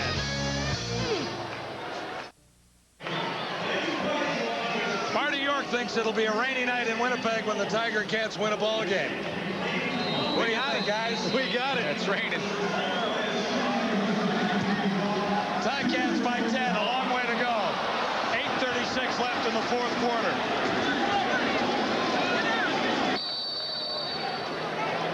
Dave Pitcher, second kick return of the night. Let's bring in Greg Musselman from the Ticat bench as another flag flies down there. Greg?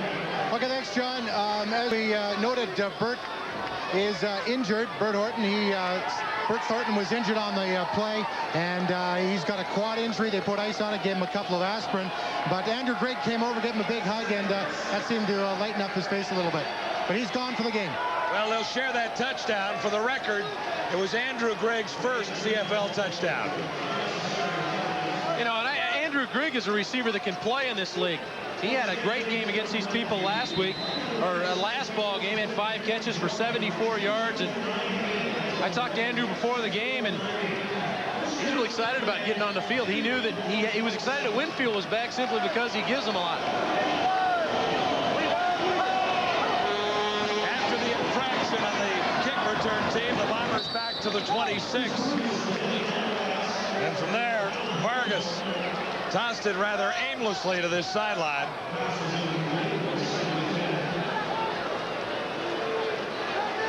That's a long throw to the wide field. Long throw. Yeah. Chris Vargas had a horrible first half.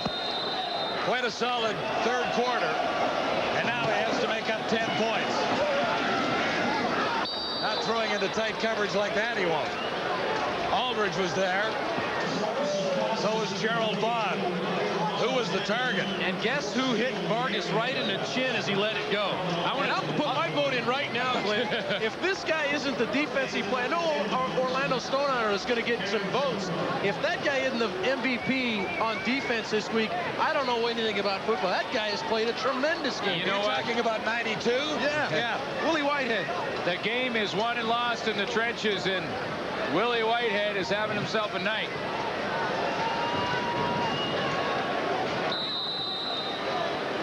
Gets a chance to play with Mike Campbell out. With sore ribs, Cameron kicking into a driving wind and a driving rain. Keeps it low. Steinauer. Can't stretch it out for much more than 5 yards on the return. Make it about 3 yards on the return. 10-point ball game. It's Friday Night Football from Winnipeg.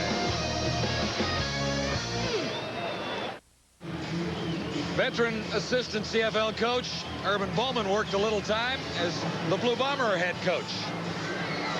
They've got lots of experience at this Hamilton bench. Joe Moss was a head coach in this league at one time too, and Don Southern has been an assistant coach for 15 seasons. I think that 14 into his third season as the Ticats head coach. Emerson breaks away. There's a lot of experience on that staff, but all the credit goes to that guy right there in my mind. He's deflected all of the personal anguish that he's gone through with all the attacks from the media that he's going to be fired, and came and brought his ball club here and had them ready to play, and they've responded. Yeah, and you talk to him personally, and he'll tell you that, yeah, it's tough. It's tough on his family, but he never lets the players know. And it was interesting talking to some of the guys today. They said that he still inspires them in the pregame speech, and that's almost, you never hear that really from coaches anymore in pro sports. They usually just say, hey, go play. But he really gets them riled up before the game, apparently.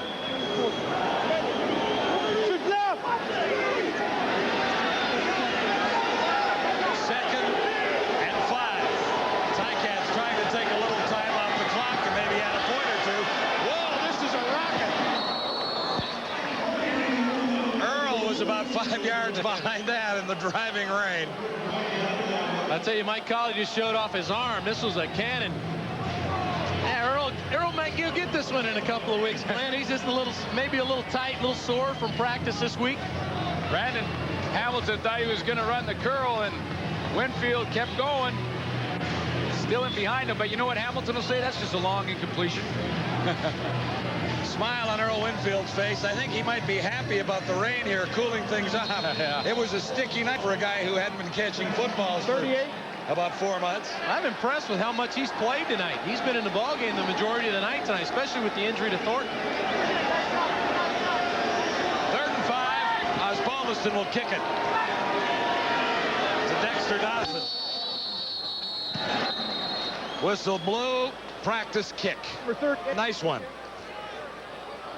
I think Cooper Harris is outside. Illegal procedure. Hamilton 38. Cooper Harris jumped offside there. About 2 steps. Now. Harris has been in and out of the Tiger Cat lineup. Play a week, miss a week. 18 games with Toronto. Last year he was around for the Grey Cup. He's got a couple of special teams tackles, so when he's gotten a chance to play, he's contributed. Ring kick. Hands up. Rolling out at about the 17. 46-yard punt. Aussies kicked well tonight.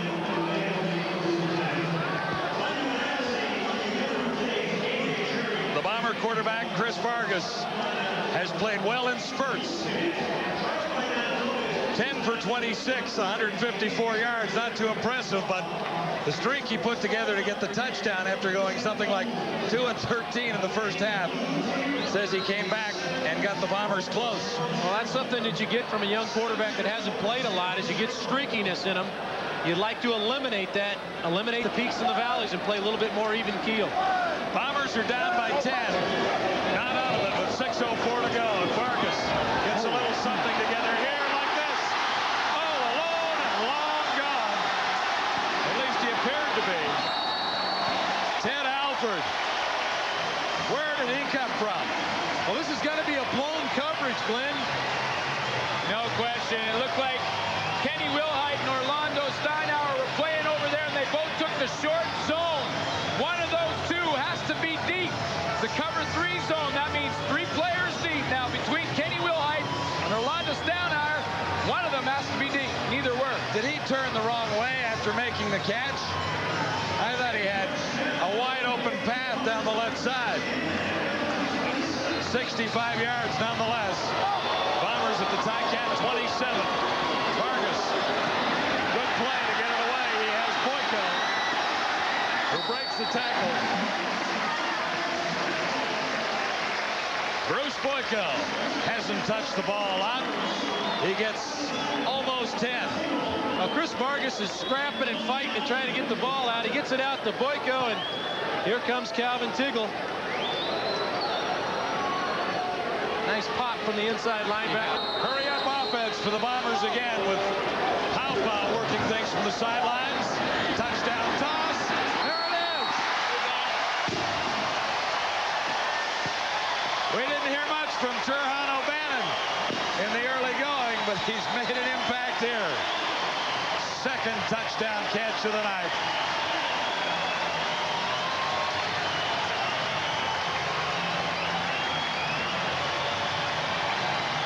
Oh my! Rob Hitchcock was not in the ball game. Hamilton went at safety with Kyle Walters. Kyle Walters is only in his second year and hasn't really played anything more than special teams and didn't give much help to his halfback. I believe it was Gerald Vaughn on the play.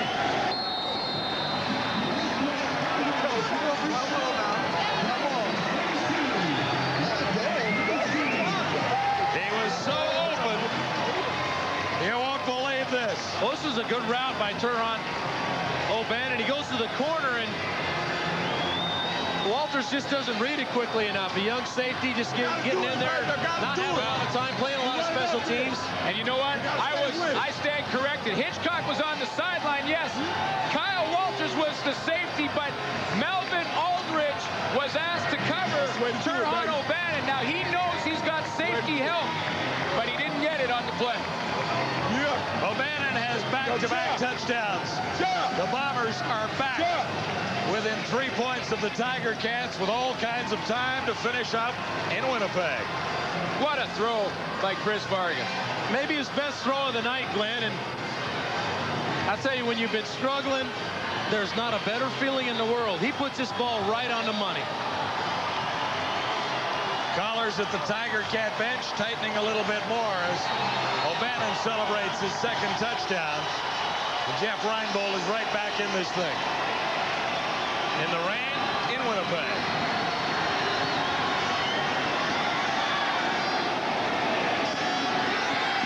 Ken Wilhelm. Grabbed by that kamikaze guy down there, Wade Miller. This guy is fun to watch on special teams. Yeah, Wade Miller's one of those effort guys. He's a guy that's just always around the football. Looks like there's a conference on the field between the officials now trying to sort something out. Penalty against the Bombers coming up here, I do believe.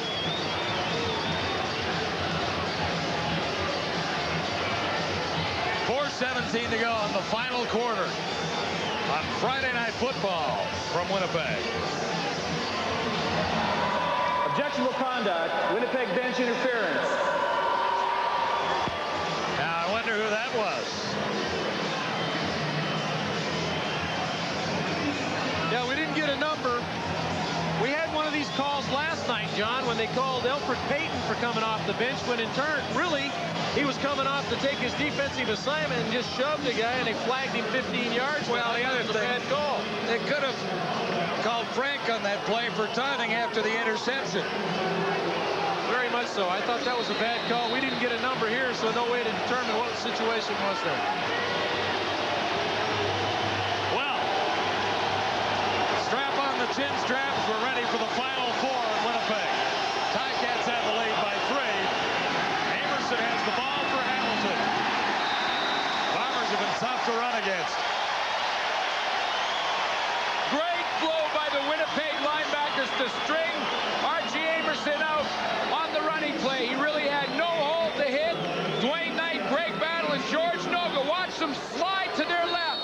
There's Dwayne Knight. Here comes Battle. George Noga's in chase. There is no seam for Amerson to run through.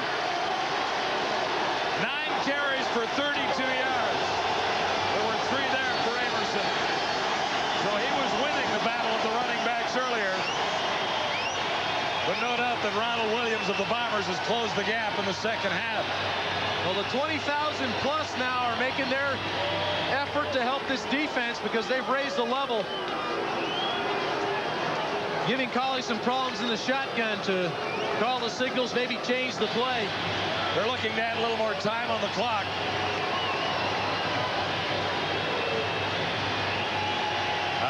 Well, there you go. They've asked to get rid of the make noise sign. Well, I'll tell you what, on the scoreboard. You're scraping to find things to complain about. You're complaining about what's going on the scoreboard.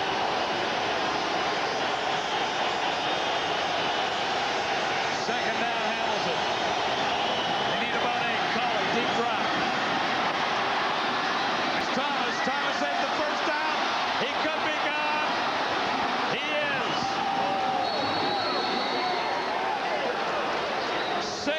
yards. Marcus Thomas. Who missed it? He's got to go to the Well, back. this is a super call. This has been a call that's worked for them all night long. They missed it on an incompletion earlier, but it's been there 3 times they've run this. And Thomas showed his all-out speed here. He got a great block right after the catch, and then it was all Thomas. And you heard George Reinbold talking about who missed him. He's talking about who missed the tackle. They were in man-to-man defense, and one of the linebackers was assigned to Marcus Thomas. It was Darnell Small. 45, you're right. And Darnell Small had backed off and created a whole bunch of room, so when he tried to come up and make the tackle, he allowed angles to get blocked. And you know who made the block there was Pete Shorts. Shorts has had a tough night, and he got the hand on him just enough to deflect the defender and let Thomas get clean. 62 yards, the touchdown. Marcus Thomas made it happen after catching a screen pass. Ticats by 10 once more. Bomber bench a little dejected. It has been an interesting evening of ebb and flow going back and forth. Momentum shifting both ways. Well, it's a screen pass. Watch the line turn him loose. Collie draws him to him and throws to Thomas. And Thomas was off to the races. Collie caught Winnipeg in the perfect defense. A blitz from Greg Battle, and he knows that Marcus Thomas only has to make one guy miss to break it, and he does. Did Battle overplay it, or did Small have a problem? No, Darnell Small missed the tackle. It was his man. 3:02 to go. So says the clock at Winnipeg Stadium. Our first visit here for Friday Night Football. Bombers down by 10. Alford on the return team that time. Now the ball squirted loose. Game story for this one is interesting. Do you guys want to explain it? Well, like you said, John, it's been ebb and flow back and forth, and that's what football really is all about. Who's got the momentum? Who doesn't? Who's going to try to change that momentum? The two sides of Chris Vargas. That's like two different people. First half, second half.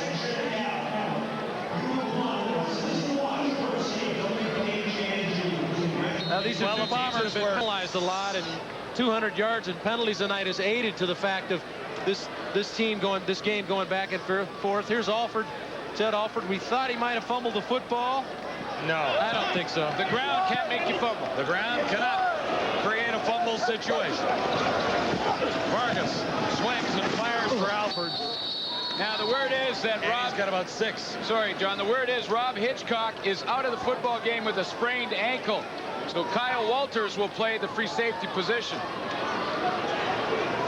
Well, they needed a big defensive stop, and they didn't get it. Greg Battle knows it. Fred Alford making the catch. Good for 8 yards. It's second down, Winnipeg. 10-point game, 2:48 to go. 2nd and 2, Winnipeg. Oh! Why did he jump? Stiegel. Well, the ball was a bit high, and that might be credited to Mike Philbrick, because he just distributed his headgear into Vargas's chest, and I think that there was a little bit of the alligator arms here from Milt Stiegel. The Ticats nominee for outstanding defensive player last year. Wanted to let Chris Vargas know he was around still. Cameron is in. The Bombers will kick it away.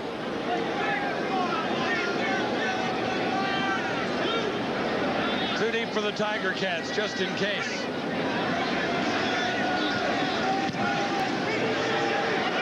Another penalty flag flies. Aaron Ruffin for 5 on the return. The punt covered 42.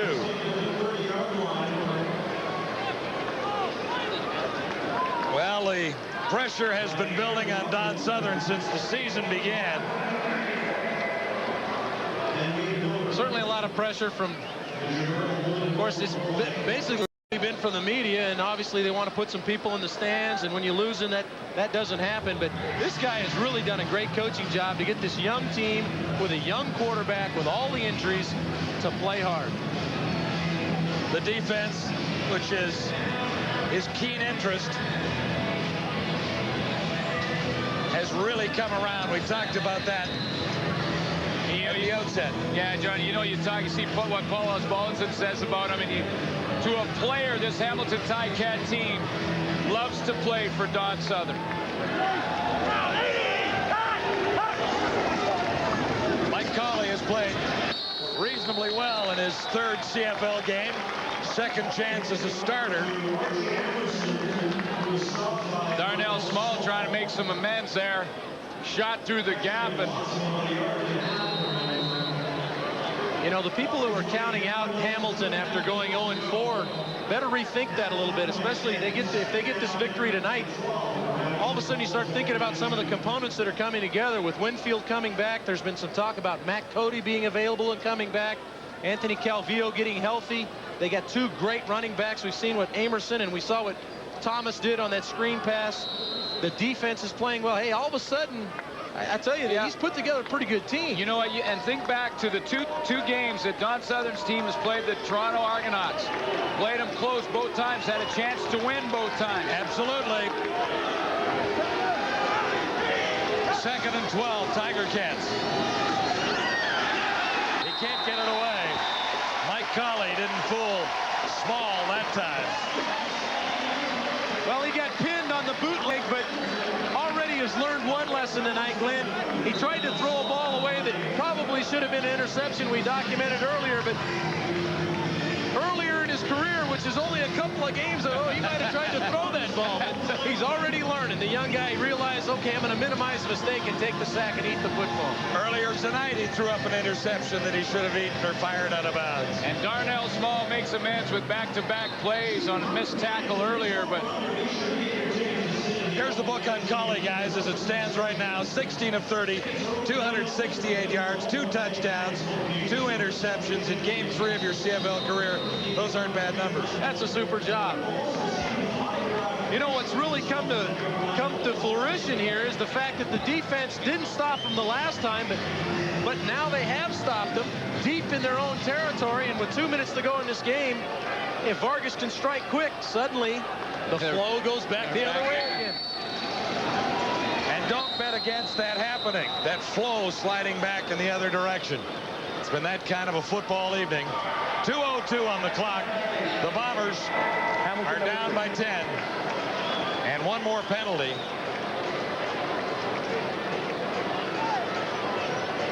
It's number 27. Donovan Wright got flagged. They're going to give up a safety. And this is what I've been calling for all year long. They're going to put Kenny Wilhite in the ball game to try to run some time off the clock. Now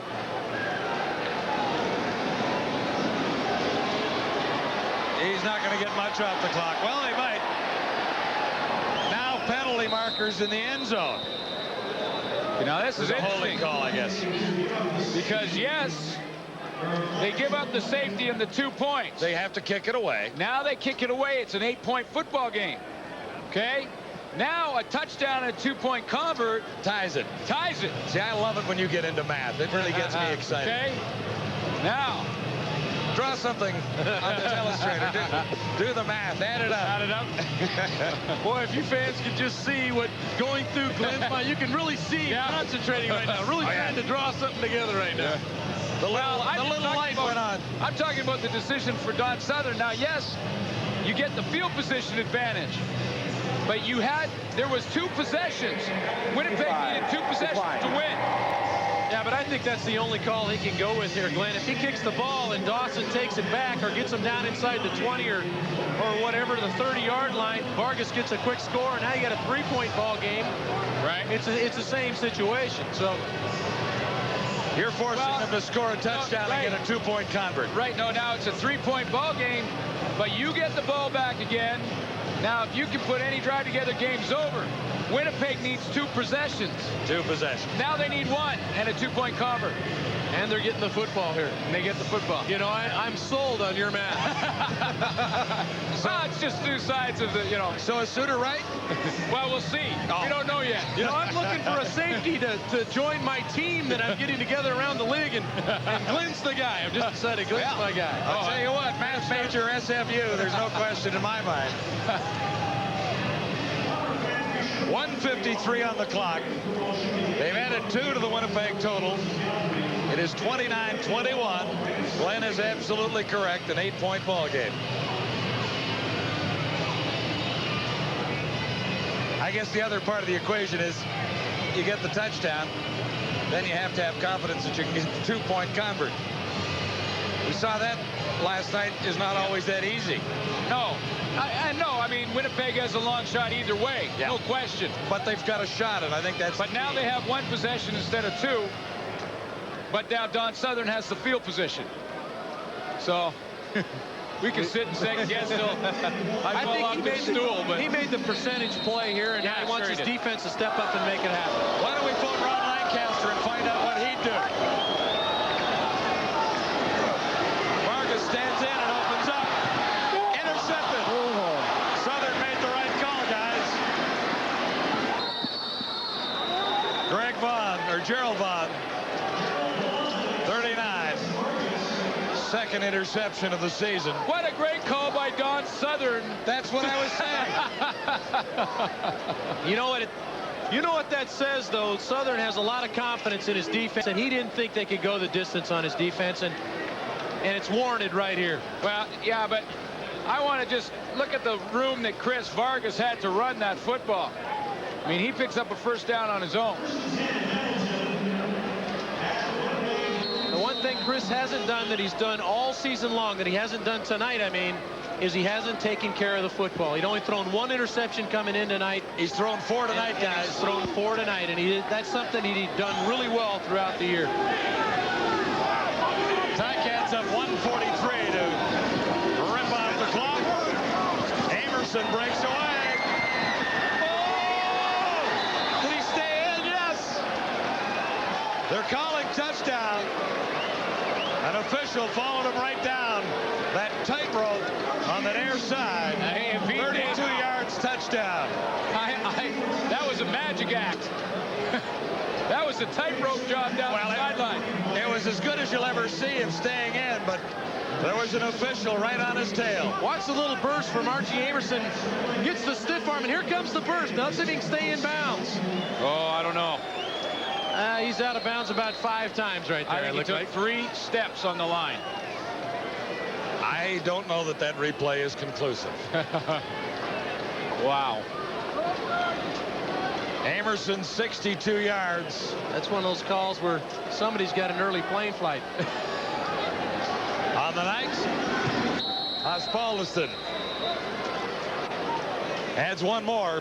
Ticats are holding this one away with a 36-21 advantage as it stands at Winnipeg right now. Friday night football tonight.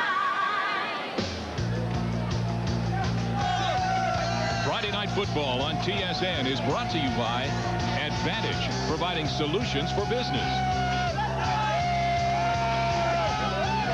And by Gatorade. Life is a sport. Drink it up. One thing about this, on Friday Night Football, you see it all. We've seen it all tonight. This started out to be a game where there wasn't much offense and there was a lot of defense. Les Brown alluded to it at the half. He talked about how the defenses had set this game up to be a close one. And then the offenses have done some things here in the second half and that's the beauty of the game. I mean, that's what the game's all about. People that want offensive football, well, there's some defensive people out there getting paid to do their job too, huh, Glenn? Absolutely. I mean, first half defensive battle, and we did see some offensive plays, but CFL wide open. 133 as Alford returns for Winnipeg. And he's out near midfield. You know, 26-21. Talked a little bit about a couple of missed calls. I mean, maybe we had a bad angle of that sideline run there. But you think about the Colin Scribner interception on the sideline. But you know what? Full credit to Don Southern, his defensive effort tonight, and the play of Mike Colley in just his second start. You know, those penalties or missed calls by officials go back and forth, and you think you can get one way, you can lose it the next. Exactly. And you think of Don Southern losing 2 quarterbacks, or losing Anthony Calvillo to a controversial call, and it's gone the other way too. Boyko, that's Bruce Boyko, swinging out of the backfield. He couldn't hang on. I'll tell you, that kid's a quick study right there. Mike Colley struggling his first couple of outings, and what quarterback hasn't when he first gets into a ball game? Everybody has, and he's put together some good numbers tonight, and he led his team. That's the thing. He's not a quitter. He has been to the Jets, to Atlanta, to Miami, to Detroit, to New Orleans.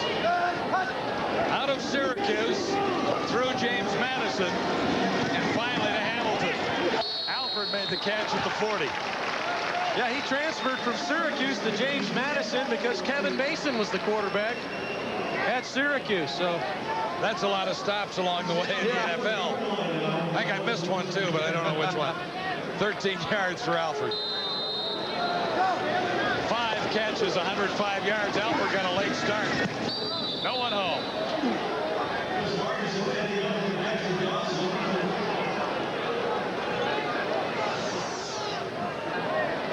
Wally was in that Don Southern club for a couple of weeks. The Oprah Club. Well, he's out of it now. He got a great performance out of his front 4 in that game in Calgary against Saskatchewan. He got out a week before Sudsy did.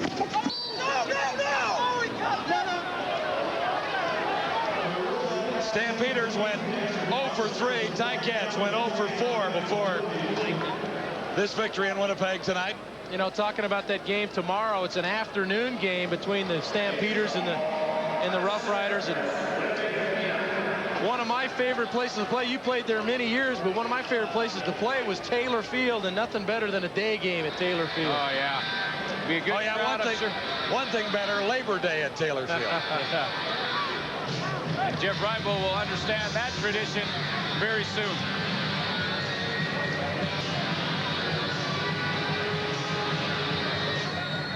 Mike McCarthy not smiling yet as the director of player personnel for the Tiger Cats, but a weight's off his shoulders too. I'll credit that whole group, and certainly we've left the kudos on Sudsy, and rightly so, but they've kept their nose to the grindstone to get this victory, and they won't stop here. Vargas slips out, fires a rocket. Looking for O'Bannon, who has the 2 touchdowns tonight. Interesting, back to the Tiger Cats of '96 with Dunnigan at the controls. After 4 weeks, they were 3-1. We were one of their victims. They were a high-powered, high-octane offense playing solid defense, and they've kept the solid defense just trying to find the gear on offense. They've got the talent on this ball club, especially with the Earl Winfield coming back. That's been fun to watch him tonight. And that guy, Willie Whitehead, he's had a pretty good football game. I want whoever votes on that MVP now for the defense, they better be voting for that guy right there. You're lobbying. Still a minute to go. It's slowed to a crawl with the Ticats' big lead.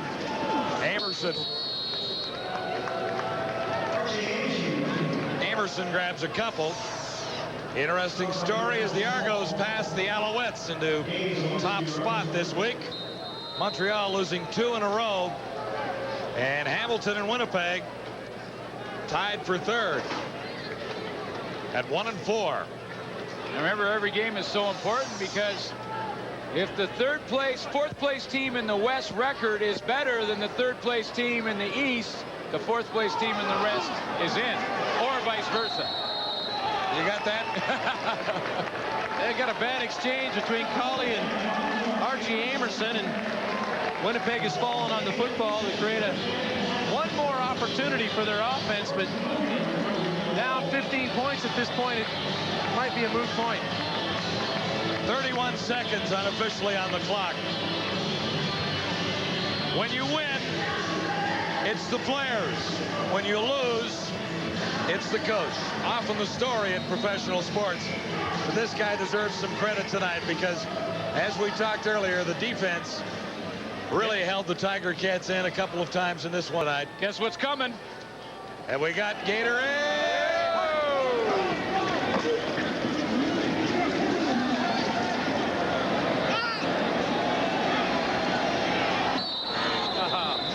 Nice play by Dexter Dawson to knock that one out of there. Eric Carter had a stat there. He was looking for the stat. Okay, Sudsy, you've got win number 1. What do you think? You know, it's kind of... It's kind of a humid night tonight. He's been wearing that jacket all night. That probably felt pretty good. Yes. What do you think? We saw Reinbold get his first CFL win. We see Sudsy get dumped here. What was the best dunk, Winnipeg or Hamilton? Vargas still firing in there. And the Bombers drop one there. O'Bannon. Time ready for this to end. Toronto O'Bannon's played a heck of a game. Yeah, late second half is when he came to life. And that may be something that Winnipeg can hang their hat on because they really hadn't had a lot of receivers step up for them. Milt Stiegel raised his level tonight, and Teron O'Bannon has stepped in and with injuries and shown that he needs to be on the field.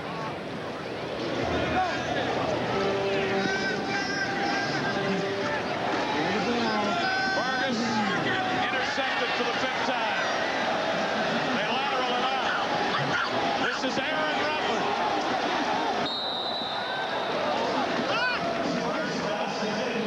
Picked off by Kyle Walters in for Hitchcock at safety. Alertly flipped to Aaron Ruffin for the return. 5 interceptions by that Bomber quarterback. 1 by the other guy, Kevin McDougal. That's 6 tonight. And you see, that's when it starts to look bad when those stats come out. Well, fortunately in my career, I never threw that many, but I would imagine this is one of those films where Chris will go back and probably not want to watch it and maybe just like to throw it on the scrap heap, maybe even torch it. Yeah, if anything, he'll edit it to a couple of drives. Just watch 2 or 3 drives in the game. Finally a conclusion in Hamilton. At least some of the heat is off Don Southern as the Ticats come away with their first victory. Much credit has to go to the guy holding the game ball, Ticat quarterback Mike Colley.